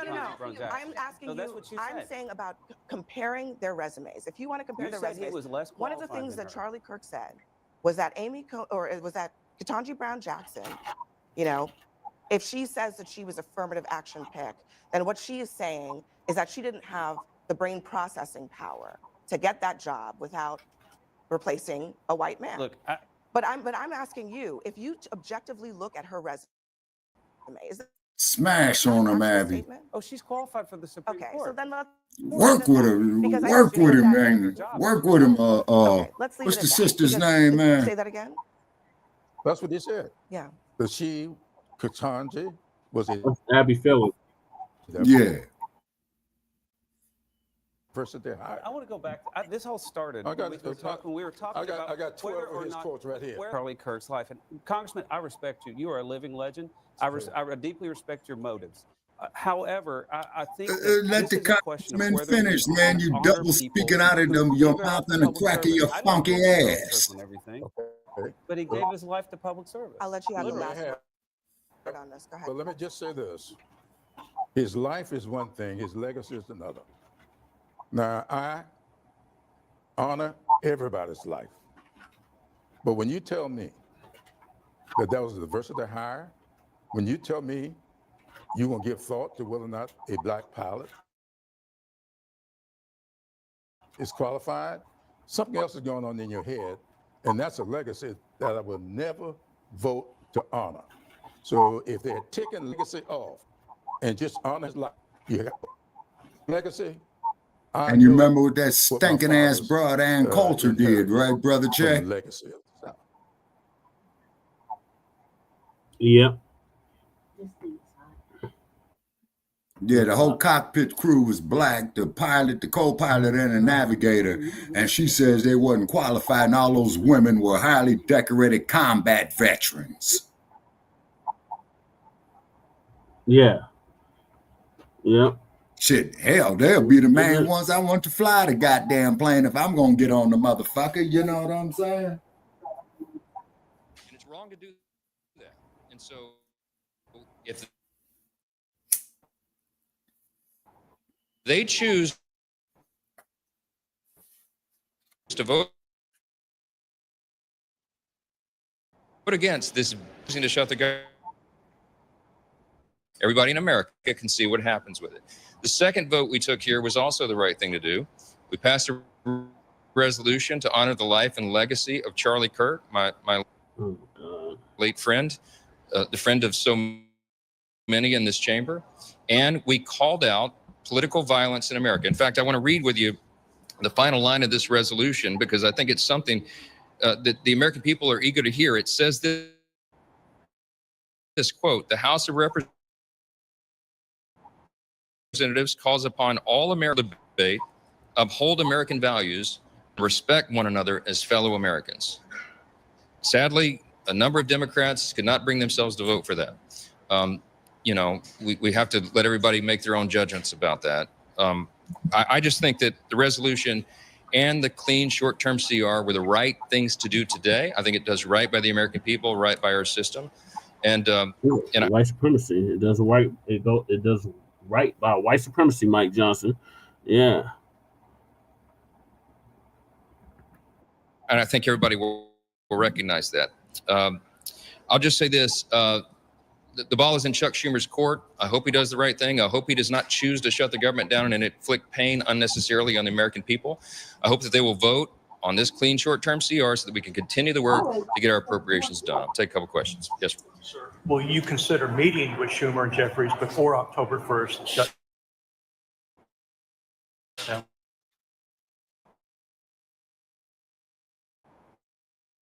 Date And why haven't you done so? I'm always open to meeting with anybody to get our work. He's never had a problem with it ever before, but now suddenly he does, and there's no rational reason for him to do so. So wasn't much for us to discuss. Now I do talk with Hakeem Jeffries, the Democrat leader here, routinely, regularly, folks, that they should do the right thing so that we can continue in a bipartisan fashion to get the government funded. And they've chosen a different route, and I hope in the Senate they make a better decision. Yes. In the event of a shutdown, are you open to negotiating with Schumer and Jeffries, or are you just going to wait out to see if they pass this? I mean, if Chuck Schumer's negotiation is that he wants to add $1.4 trillion in new spending, the answer is, heck no, we're not doing that. And we're not going to pay for health care for illegal aliens. That's against the law. We're not doing that. They're not being reasonable at all. A short-term CR is not a partisan exercise. We could have loaded this up with partisan provisions, but we're not doing that because we're governing in a responsible manner. I hope Chuck Schumer and the Democrats in the Senate will do the same. So we'll see. There was some talk about maybe the House leaving after today until after October 1st, the deadline. Do you plan to bring the House back next week, later, if the Senate doesn't pass this? We haven't made final decisions on that. There's a lot of discussion about it. The members have a lot of work to do in their districts, so we're always trying to balance those interests, work here and work in the district. We'll figure that out. But I'll just tell you, if Chuck Schumer intends to shut the government down, I don't see an easy route out of that. And there's going to be a lot of pain, and a lot of people will suffer from that unnecessarily. Think of it. We would not be paying our troops at a time of a very serious conflict around the globe. And we could go down the laundry list of things that would happen, and I hope they don't do that to the American people. Thank y'all so much. Well, it already happened. Mike Johnson. I like how you just plays the blame game. Like, that's what they all do. I mean, but in hindsight, I don't agree with them paying for illegals either. I don't either. The main illegal alien in America is the European. Well, they're the original illegal alien, Shabaka. That's even better. I should have said the original main illegal alien. Or I should have said the original illegal alien in America is the European. Right. Yep.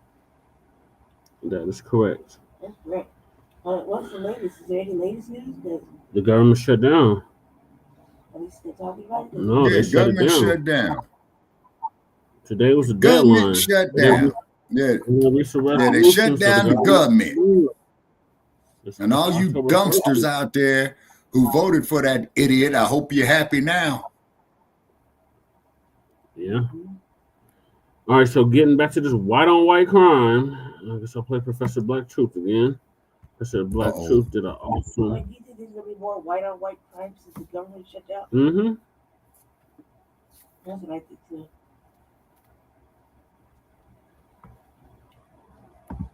That's what I think too.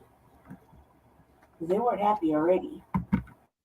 Mm-mm. And then the poor whites would go feel it. Mm-hmm.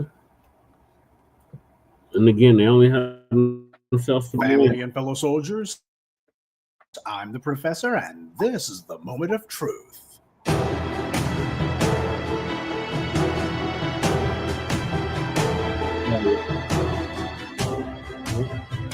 Well, that before this.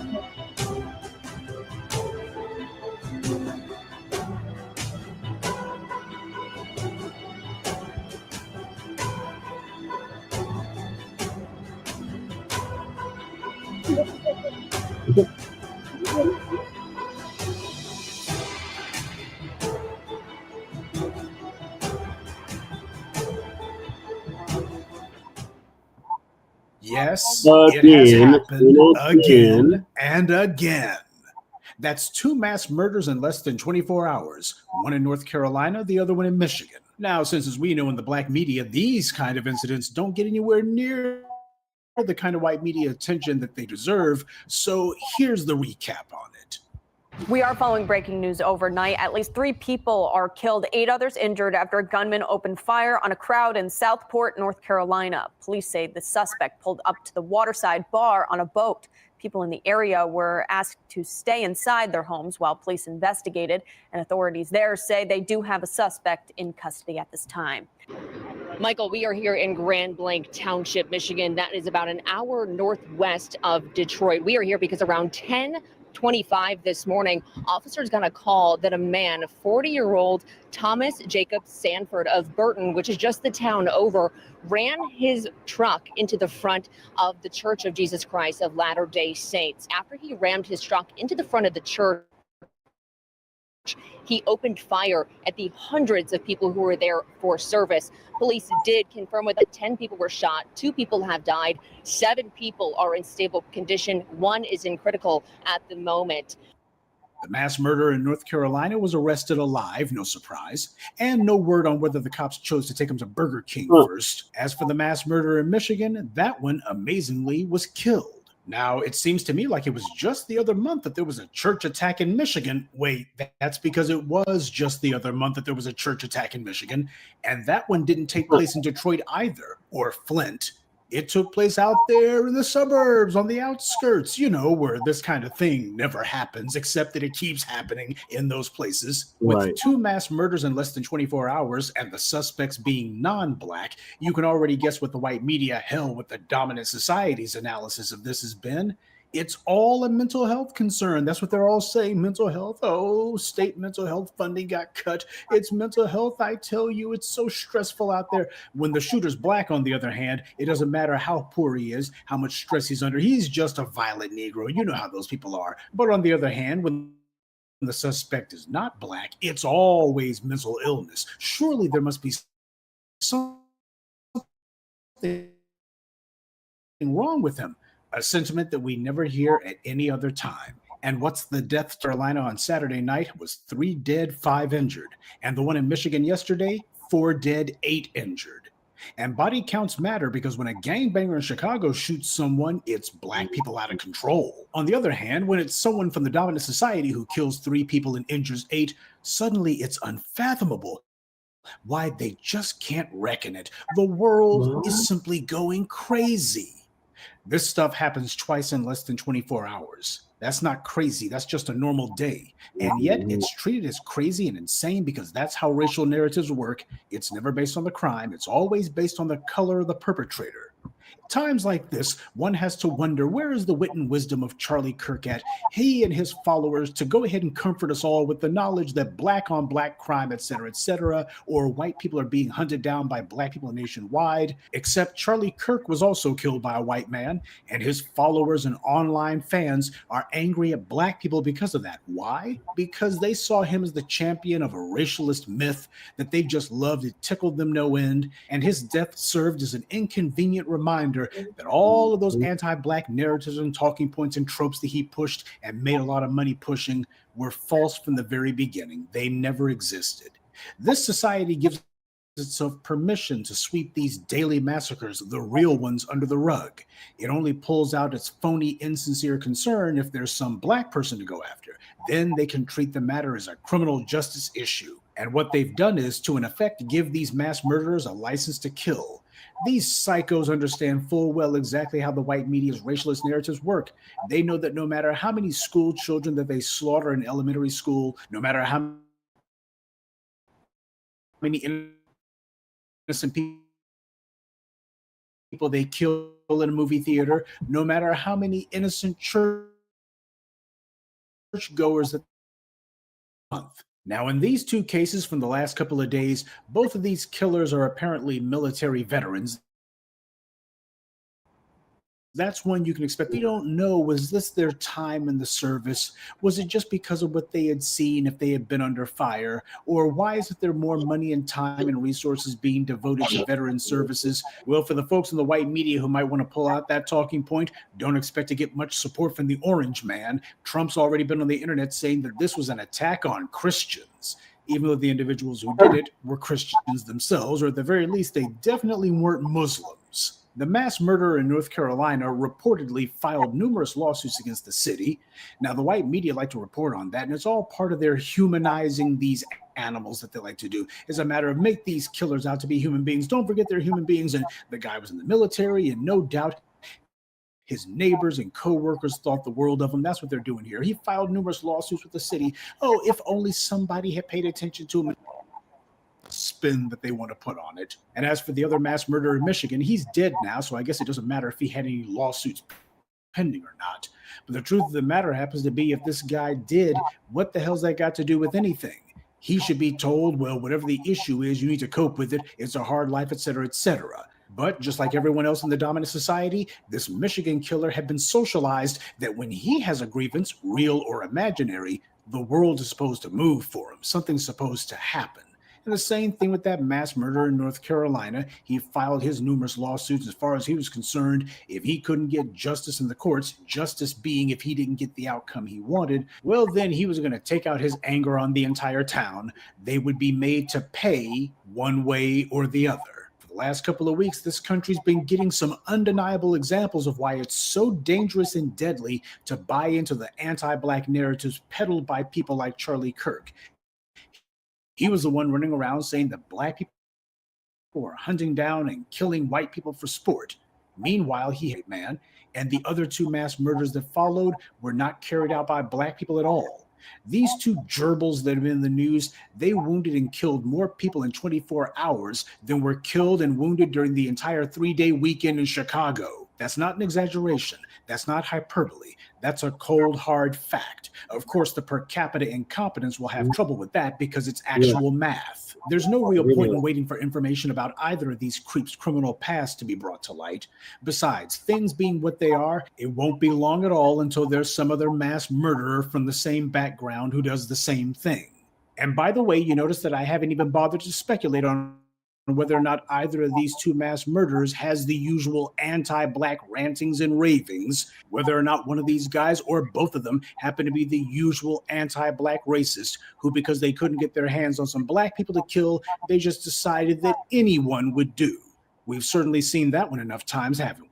So if it turns out that these guys had some sort of manifesto, as the white media will call it, to try to make them sound like they're learned and educated when it's just a bunch of rantings and ravings, is anyone going to be surprised at all if something like that gets unearthed? Of course not. These crimes are allowed to happen. One thing's for sure, these mass murderers certainly couldn't be carried out like this if the dominant society decided they didn't want them to be. That's the reason why the Orange Man is sweeping this under the rug and saying, oh, this is just an attack on Christians. He simply doesn't want to be bothered, and he's not alone in that regard. And I'm sure that we'll have the usual bottom feeders who infest my comment section who will be whining and complaining. Come on, dude, why is it that you're reporting on like this? Why do you have to talk about it that way? You're politicizing a mass murder. You can't do that. That's so wrong. That's so immoral. Really? Charlie Kirk himself said it was absolutely necessary to politicize the murder of that Ukrainian woman. He didn't care about all of the thousands of Ukrainian women who had been killed in Russia, not by a Black man on a metro train, but by a white man in Moscow. Charlie Kirk particularly didn't care about the thousands of dead Ukrainian women killed by Vladimir Putin. And the reason why is their deaths were meaningless to him. They couldn't be used to serve his political ends. So the thousands of Ukrainian women who lie dead today, they're just collateral damage. They're simply a statistic. They don't matter. What matters is whether or not there's a way that you can use it as a means to attack the Black community, can use it as a springboard for yet another anti-Black policy. Because that's what they were teeing up before Charlie Kirk got murked. And Charlie Kirk himself couldn't wait to spread the lie that Black people were hunting white people and Black people were killing every white person in America. There's a ton of people in this world and in America in specific who have been socialized to believe that when they tell lies, especially lies about Black people, these are just victimless crimes. But the reality is crime. And if you make the mistake of actually believing them, then you might inadvertently wind up the victim of a crime, one that might not have seemed all that obvious to you, but which everybody else could clearly see coming. So, as unfortunate as these incidents have been, they're not surprising at all. This has become the American way. But then again, it always has been. And that being the case, tragically, it won't be long at all before we have yet another headline just like this one, because you had yet another privileged psycho who this society decided to give easy access to firearms, but absolutely no access to accountability. And when you have a social climate like that, where there's already phalanx of individuals who are prepared to line up and give all kinds of excuses and obfuscations for this kind of thing, well, that makes it where everyone becomes nothing more than a target in a shooting gallery. But the people who make these excuses, they better be careful, because they have no idea which one of these lunatics they're giving the green light to go on a massacre. While it's true that these mass murderers may have a rich fantasy life, and in their own sick minds, they see their victims as being nothing more than object lessons, just targets for them to gun down to prove the greatness of their wrath or their petulance or whatever. The truth is that these politicians and these pundits who make excuses for them, they also live in their own realm of make-believe. And in their minds, well, the bodies that hit the floor will never be their own. At least that's what they tell themselves. But that's one hell of a gamble that they're taking. If they decide that they're going to roll the dice like this every single day, they can do that. But it only has to come up snake eyes once. Good day and be one. I'd like to take a moment to mention some of our contributors: Stephen 12, Michael McMillan, Mary.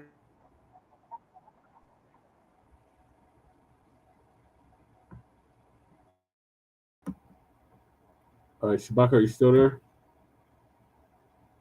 Yes, I'm still here.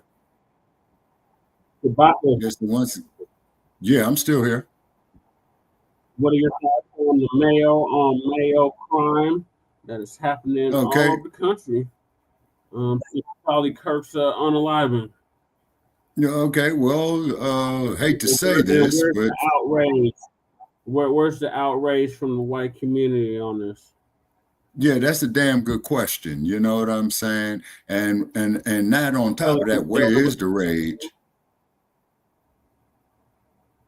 But Brother Che, but not only where is the rage, okay, but how come, they're not talking about the white on white crime. You see what I mean? They always want to mention black on black crime, but they don't want to mention nothing about the white on white crime or the white on black crime. Yeah. See, you see what I mean? In my opinion. They said, what about the white on black crime through the race soldiers, the slave patrollers? Right. And as we know, is that the police are policy enforcers. Policy of racism and white supremacy. Exactly. And as we stated before, is that they evolved from slave catchers. Mm-hmm. Correct. So where's the outrage from the Charlie Kirk supporters? Yeah. They sitting up there with egg on their face. That's why. They sitting up there looking stupid.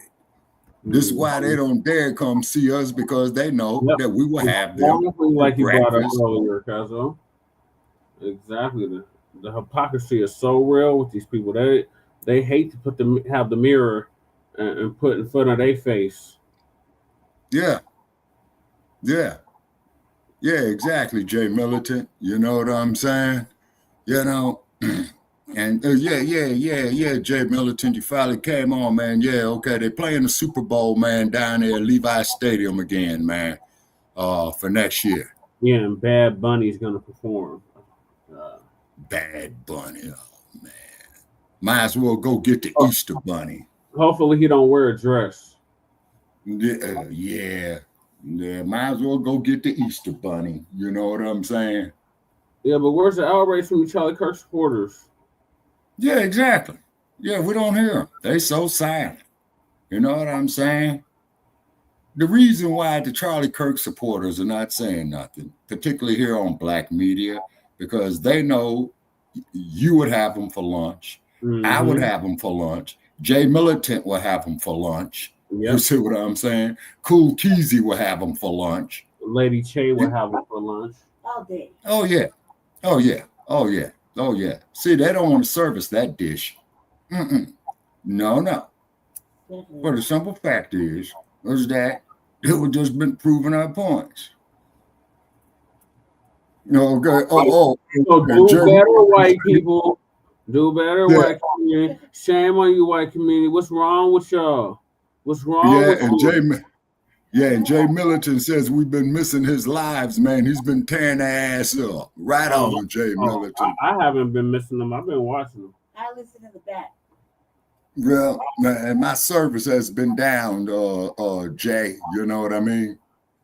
Because I'm having some problems, man, keeping this platform up, so I'm doing the best I can. Hopefully things will turn around for me in the next couple of weeks.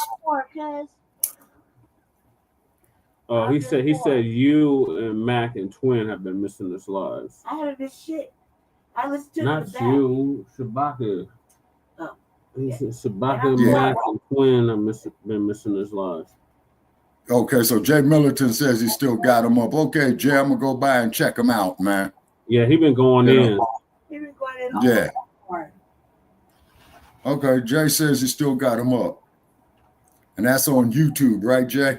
Yep. Just go to What's Cracking TV with Jay Militant. The link is in the description. Okay. All right. Documentary. Yeah, we started on that racist white supremacy documentary you shared with me. Yeah. Okay.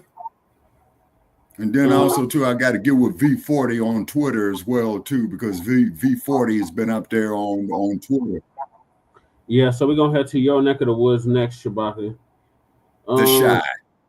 No, your current neck of the woods, Sin City. Oh, Sin City. Okay. What's up in this sinful place, man? What did I miss? Well, the tourism is down. Oh, yes, sir. The tourism. The tourism is down. The prices out here, to stay in these places, is going up and up and up. You see what I'm saying? Which means I'm gonna send you the documentary, Shabaka. It's about the white supremacists, the neo-Nazis. Oh Lord, yeah, them clowns, yeah. And old Musk, he goes out there and gives the old Nazi salute, And they're gonna lie and say he didn't do that, or that's not what that was. Yeah, that is like somebody pissing on your head telling you it's rain. Right. That's ridiculous. Gonna piss on somebody's head and tell them it's rain. My. And shit on them and tell them it's snow. Yeah, exactly. Yeah, we can't make this up, Black family. We just can't make it up. All right, so Uncle Phil, I believe, is going to give us an update on what's happening in Las Vegas. Oh, okay.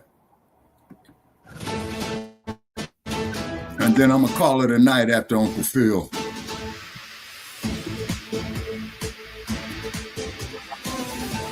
Las Vegas has a big problem.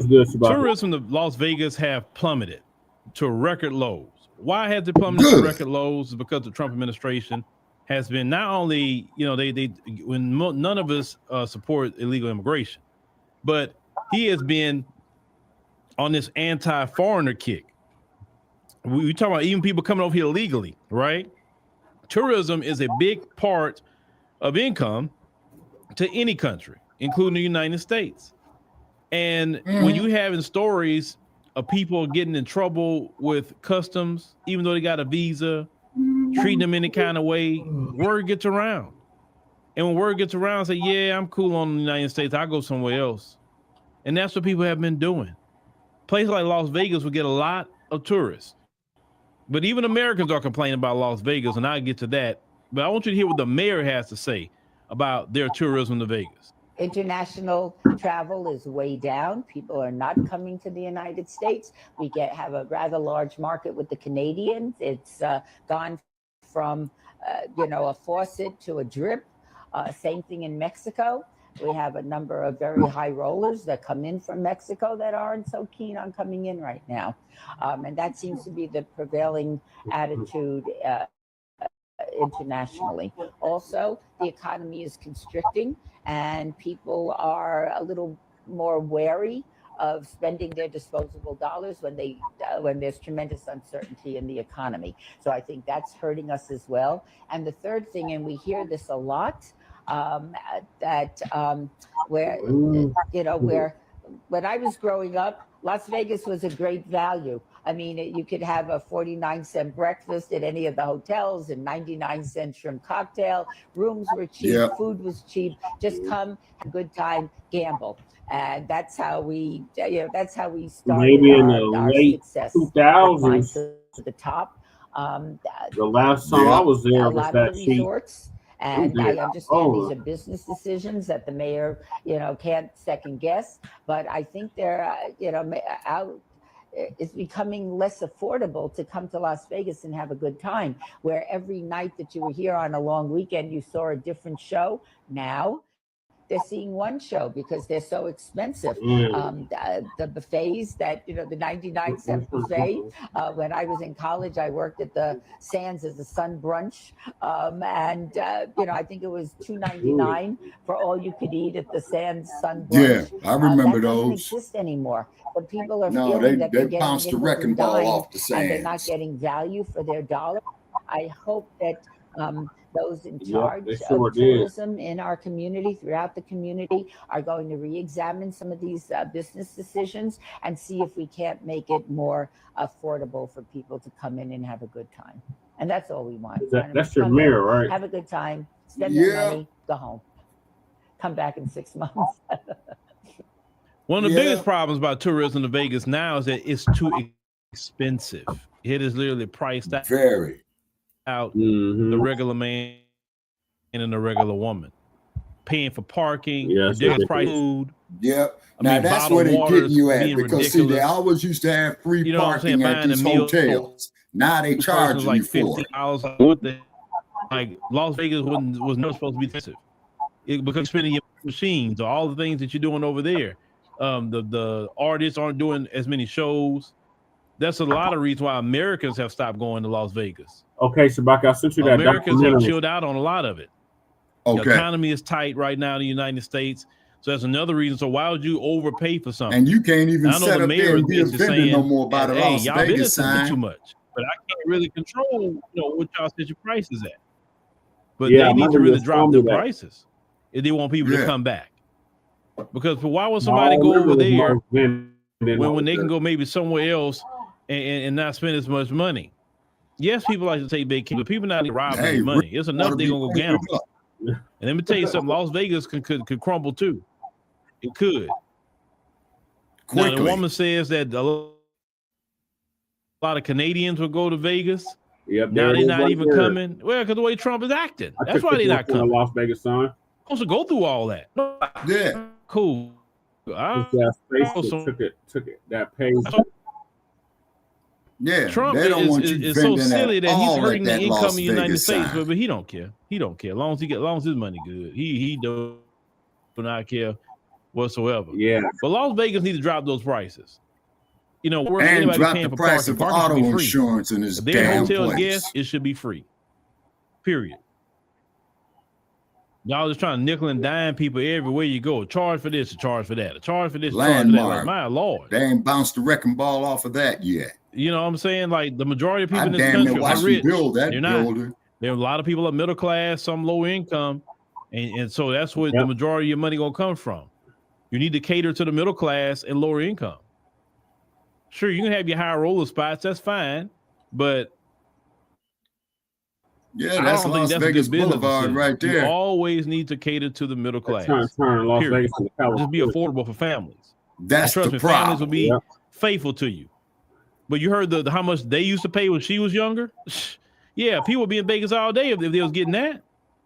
But them days are long gone. Long gone, Uncle Phil. Long gone. They used to have penny slot machines here. They don't have those no more. They don't have no more penny slot machines in none of these casinos. Yeah. Wow. So it's all dollars and up. $1, $5. Pretty much. Yeah, dollars. Yeah, it's dollars, $5, and $10. Some of them are even going to $2. Yeah, I told you, man, when I went over there, man, and lost me $11.22, I was mad as hell. Yeah.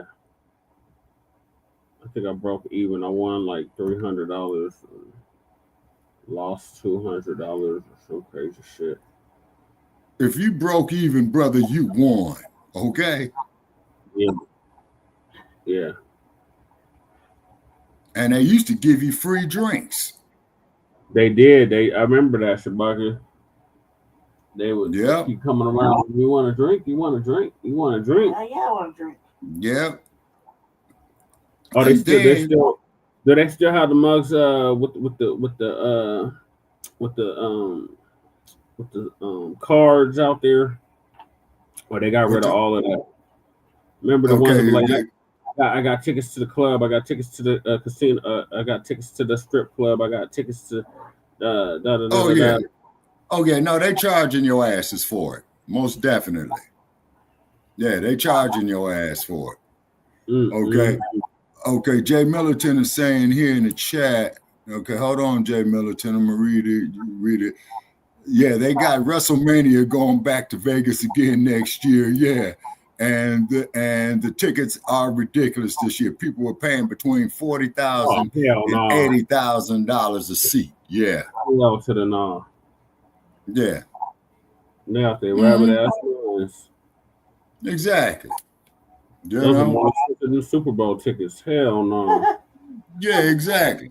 And then you used to be able to apply online to go up there and work for DraftKings, and only openings they got for DraftKings are in New York, New Jersey. Wow. Yeah. You know, I got relatives that work for the DraftKings that's been with them for a few years, and they do all their work off their computers. Wish the hell I can get that job. Right. All right. Well, we're gonna end it here, Shabaka, because it's getting super late. It's 1 a.m. here. It's October the 1st, which is let's see, what do they call that? The fiscal quarter. Yeah. So this is the start of the last fiscal quarter for 2025. You know what I mean? And what have you. Donald Duck, well, the dump is the dump, as in human shit, you know. And for all you idiots that went out there and voted for him, I guess you dump bunnies feel real stupid, as well as you should. You know what I'm saying? We was damned if we do, damned if we don't. What was the alternative? Kamala? Yeah, exactly. Exactly. You say, and then you got these, how should we say, you know, your Uncle Tim Scotts and what have you. And there was a brother that did a live feed on social media where Uncle Tim Scott was sitting up there skinning and grinning, looking like buckwheat and stymie. And the brother went on and told him that he wasn't shit. You know what I'm saying? Yeah. I shared the video for him. You know, I told him, right? And you sitting up there talking about, oh, we need to go out there and vote. They still got a herpes outbreak. Oh my God. What?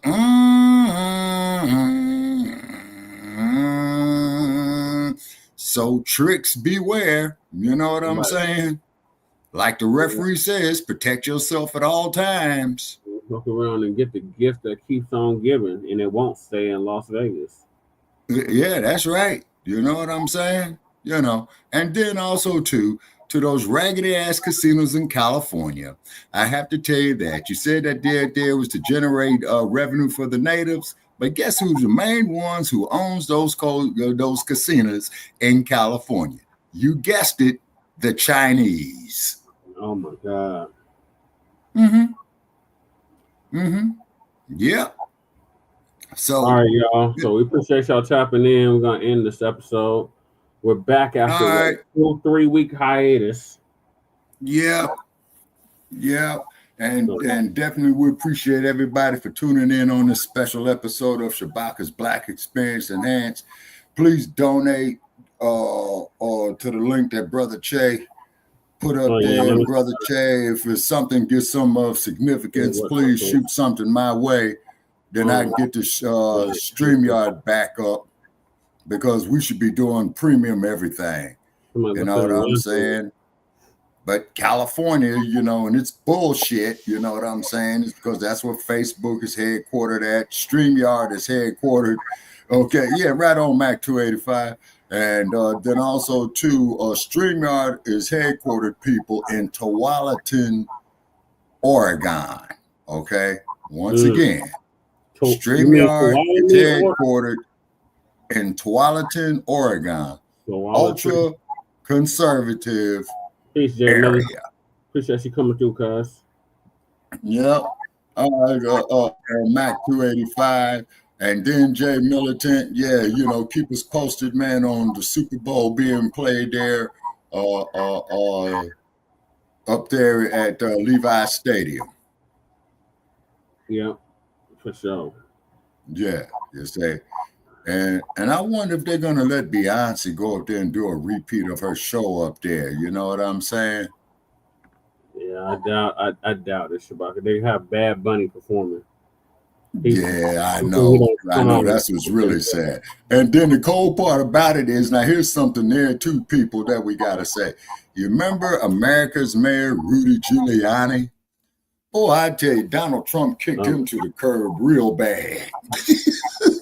Well, he got to pay them sisters for the rest of his life, Shabaki. He got to pay them sisters for the rest of his life.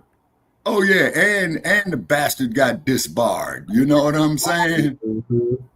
That was excellent. So hopefully we'll see Giuliani out here standing by the freeway, expressway, highway, with a sign up there talking about he'll work for food.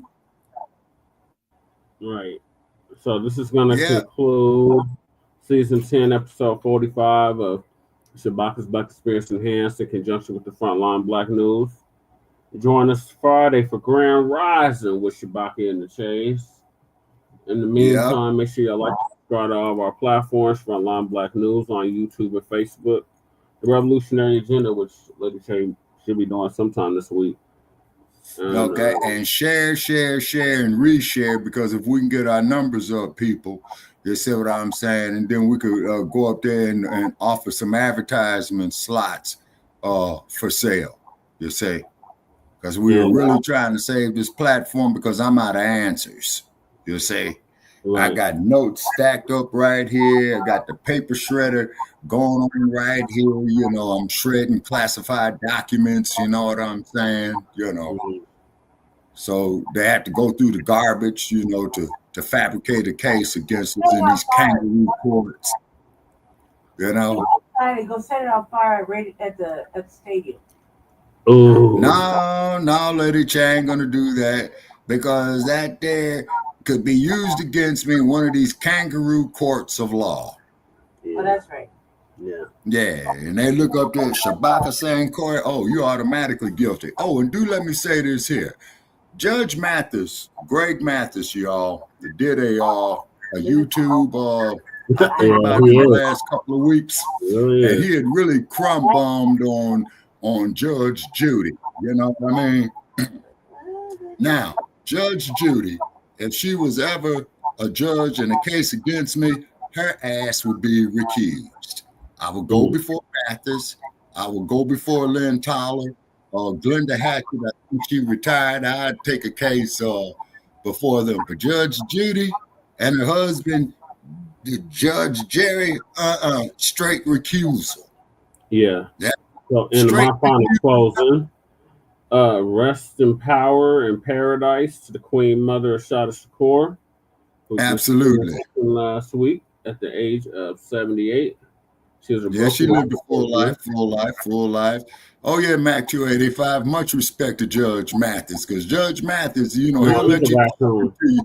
He's a raccoon. He lost all my respect, Shabaka. He's a raccoon. Who, Judge Mathis? Yes. And he went raccoon on us. Oh man. He was caping for Kamala. Y'all remember? I said it right now. Okay, my bad. I stand corrected on that. To Charlie Kirk, and the hell with anybody supports that motherfucker. We don't care if guess or not.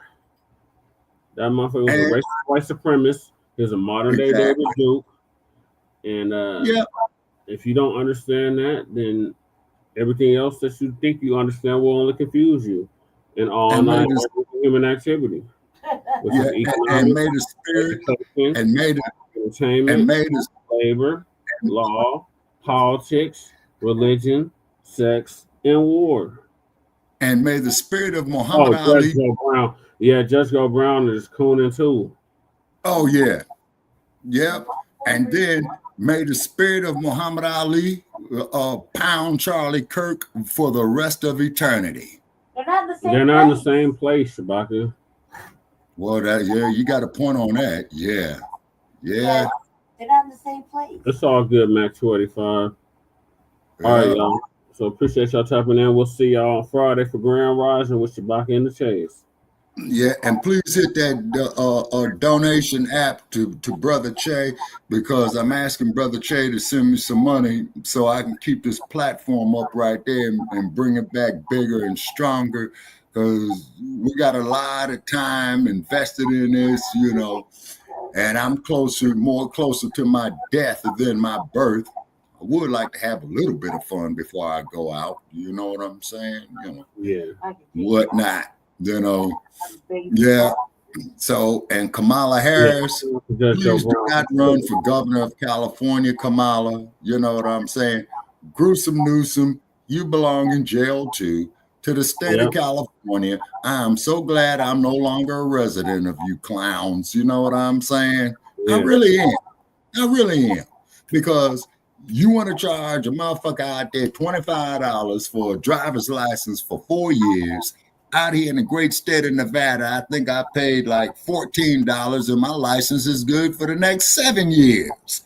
You see, and within 7 years, I won't be able to drive anyway. You know what I'm saying? You'll still be driving, Shabaka.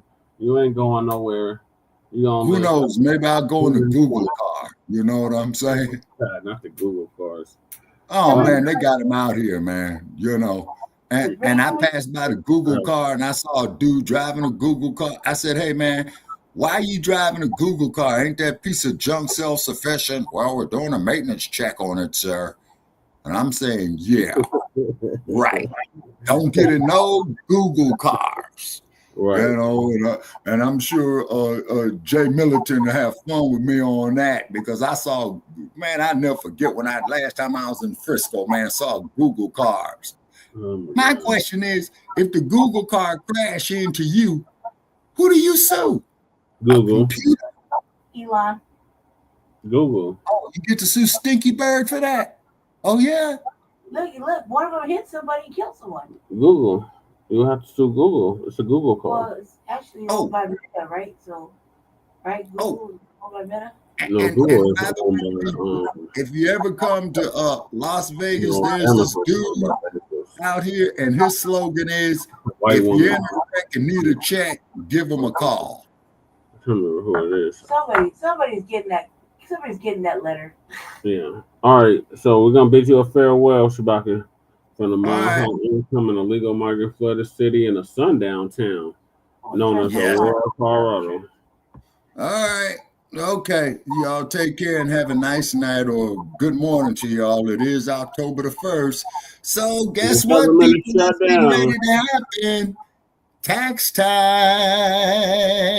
Get all your deductions while you can. You know what I'm saying? Because you know that dumpster boy is going to be getting in everybody's pocket, man, you know, by April the 15th. You know what I'm saying? Yeah. So, but then it's late time, Joe Biden, and thank Joe Biden with his no good ass. You know what I'm saying? That don't want people being gig drivers. You know, they want you to be an employee for DoorDash.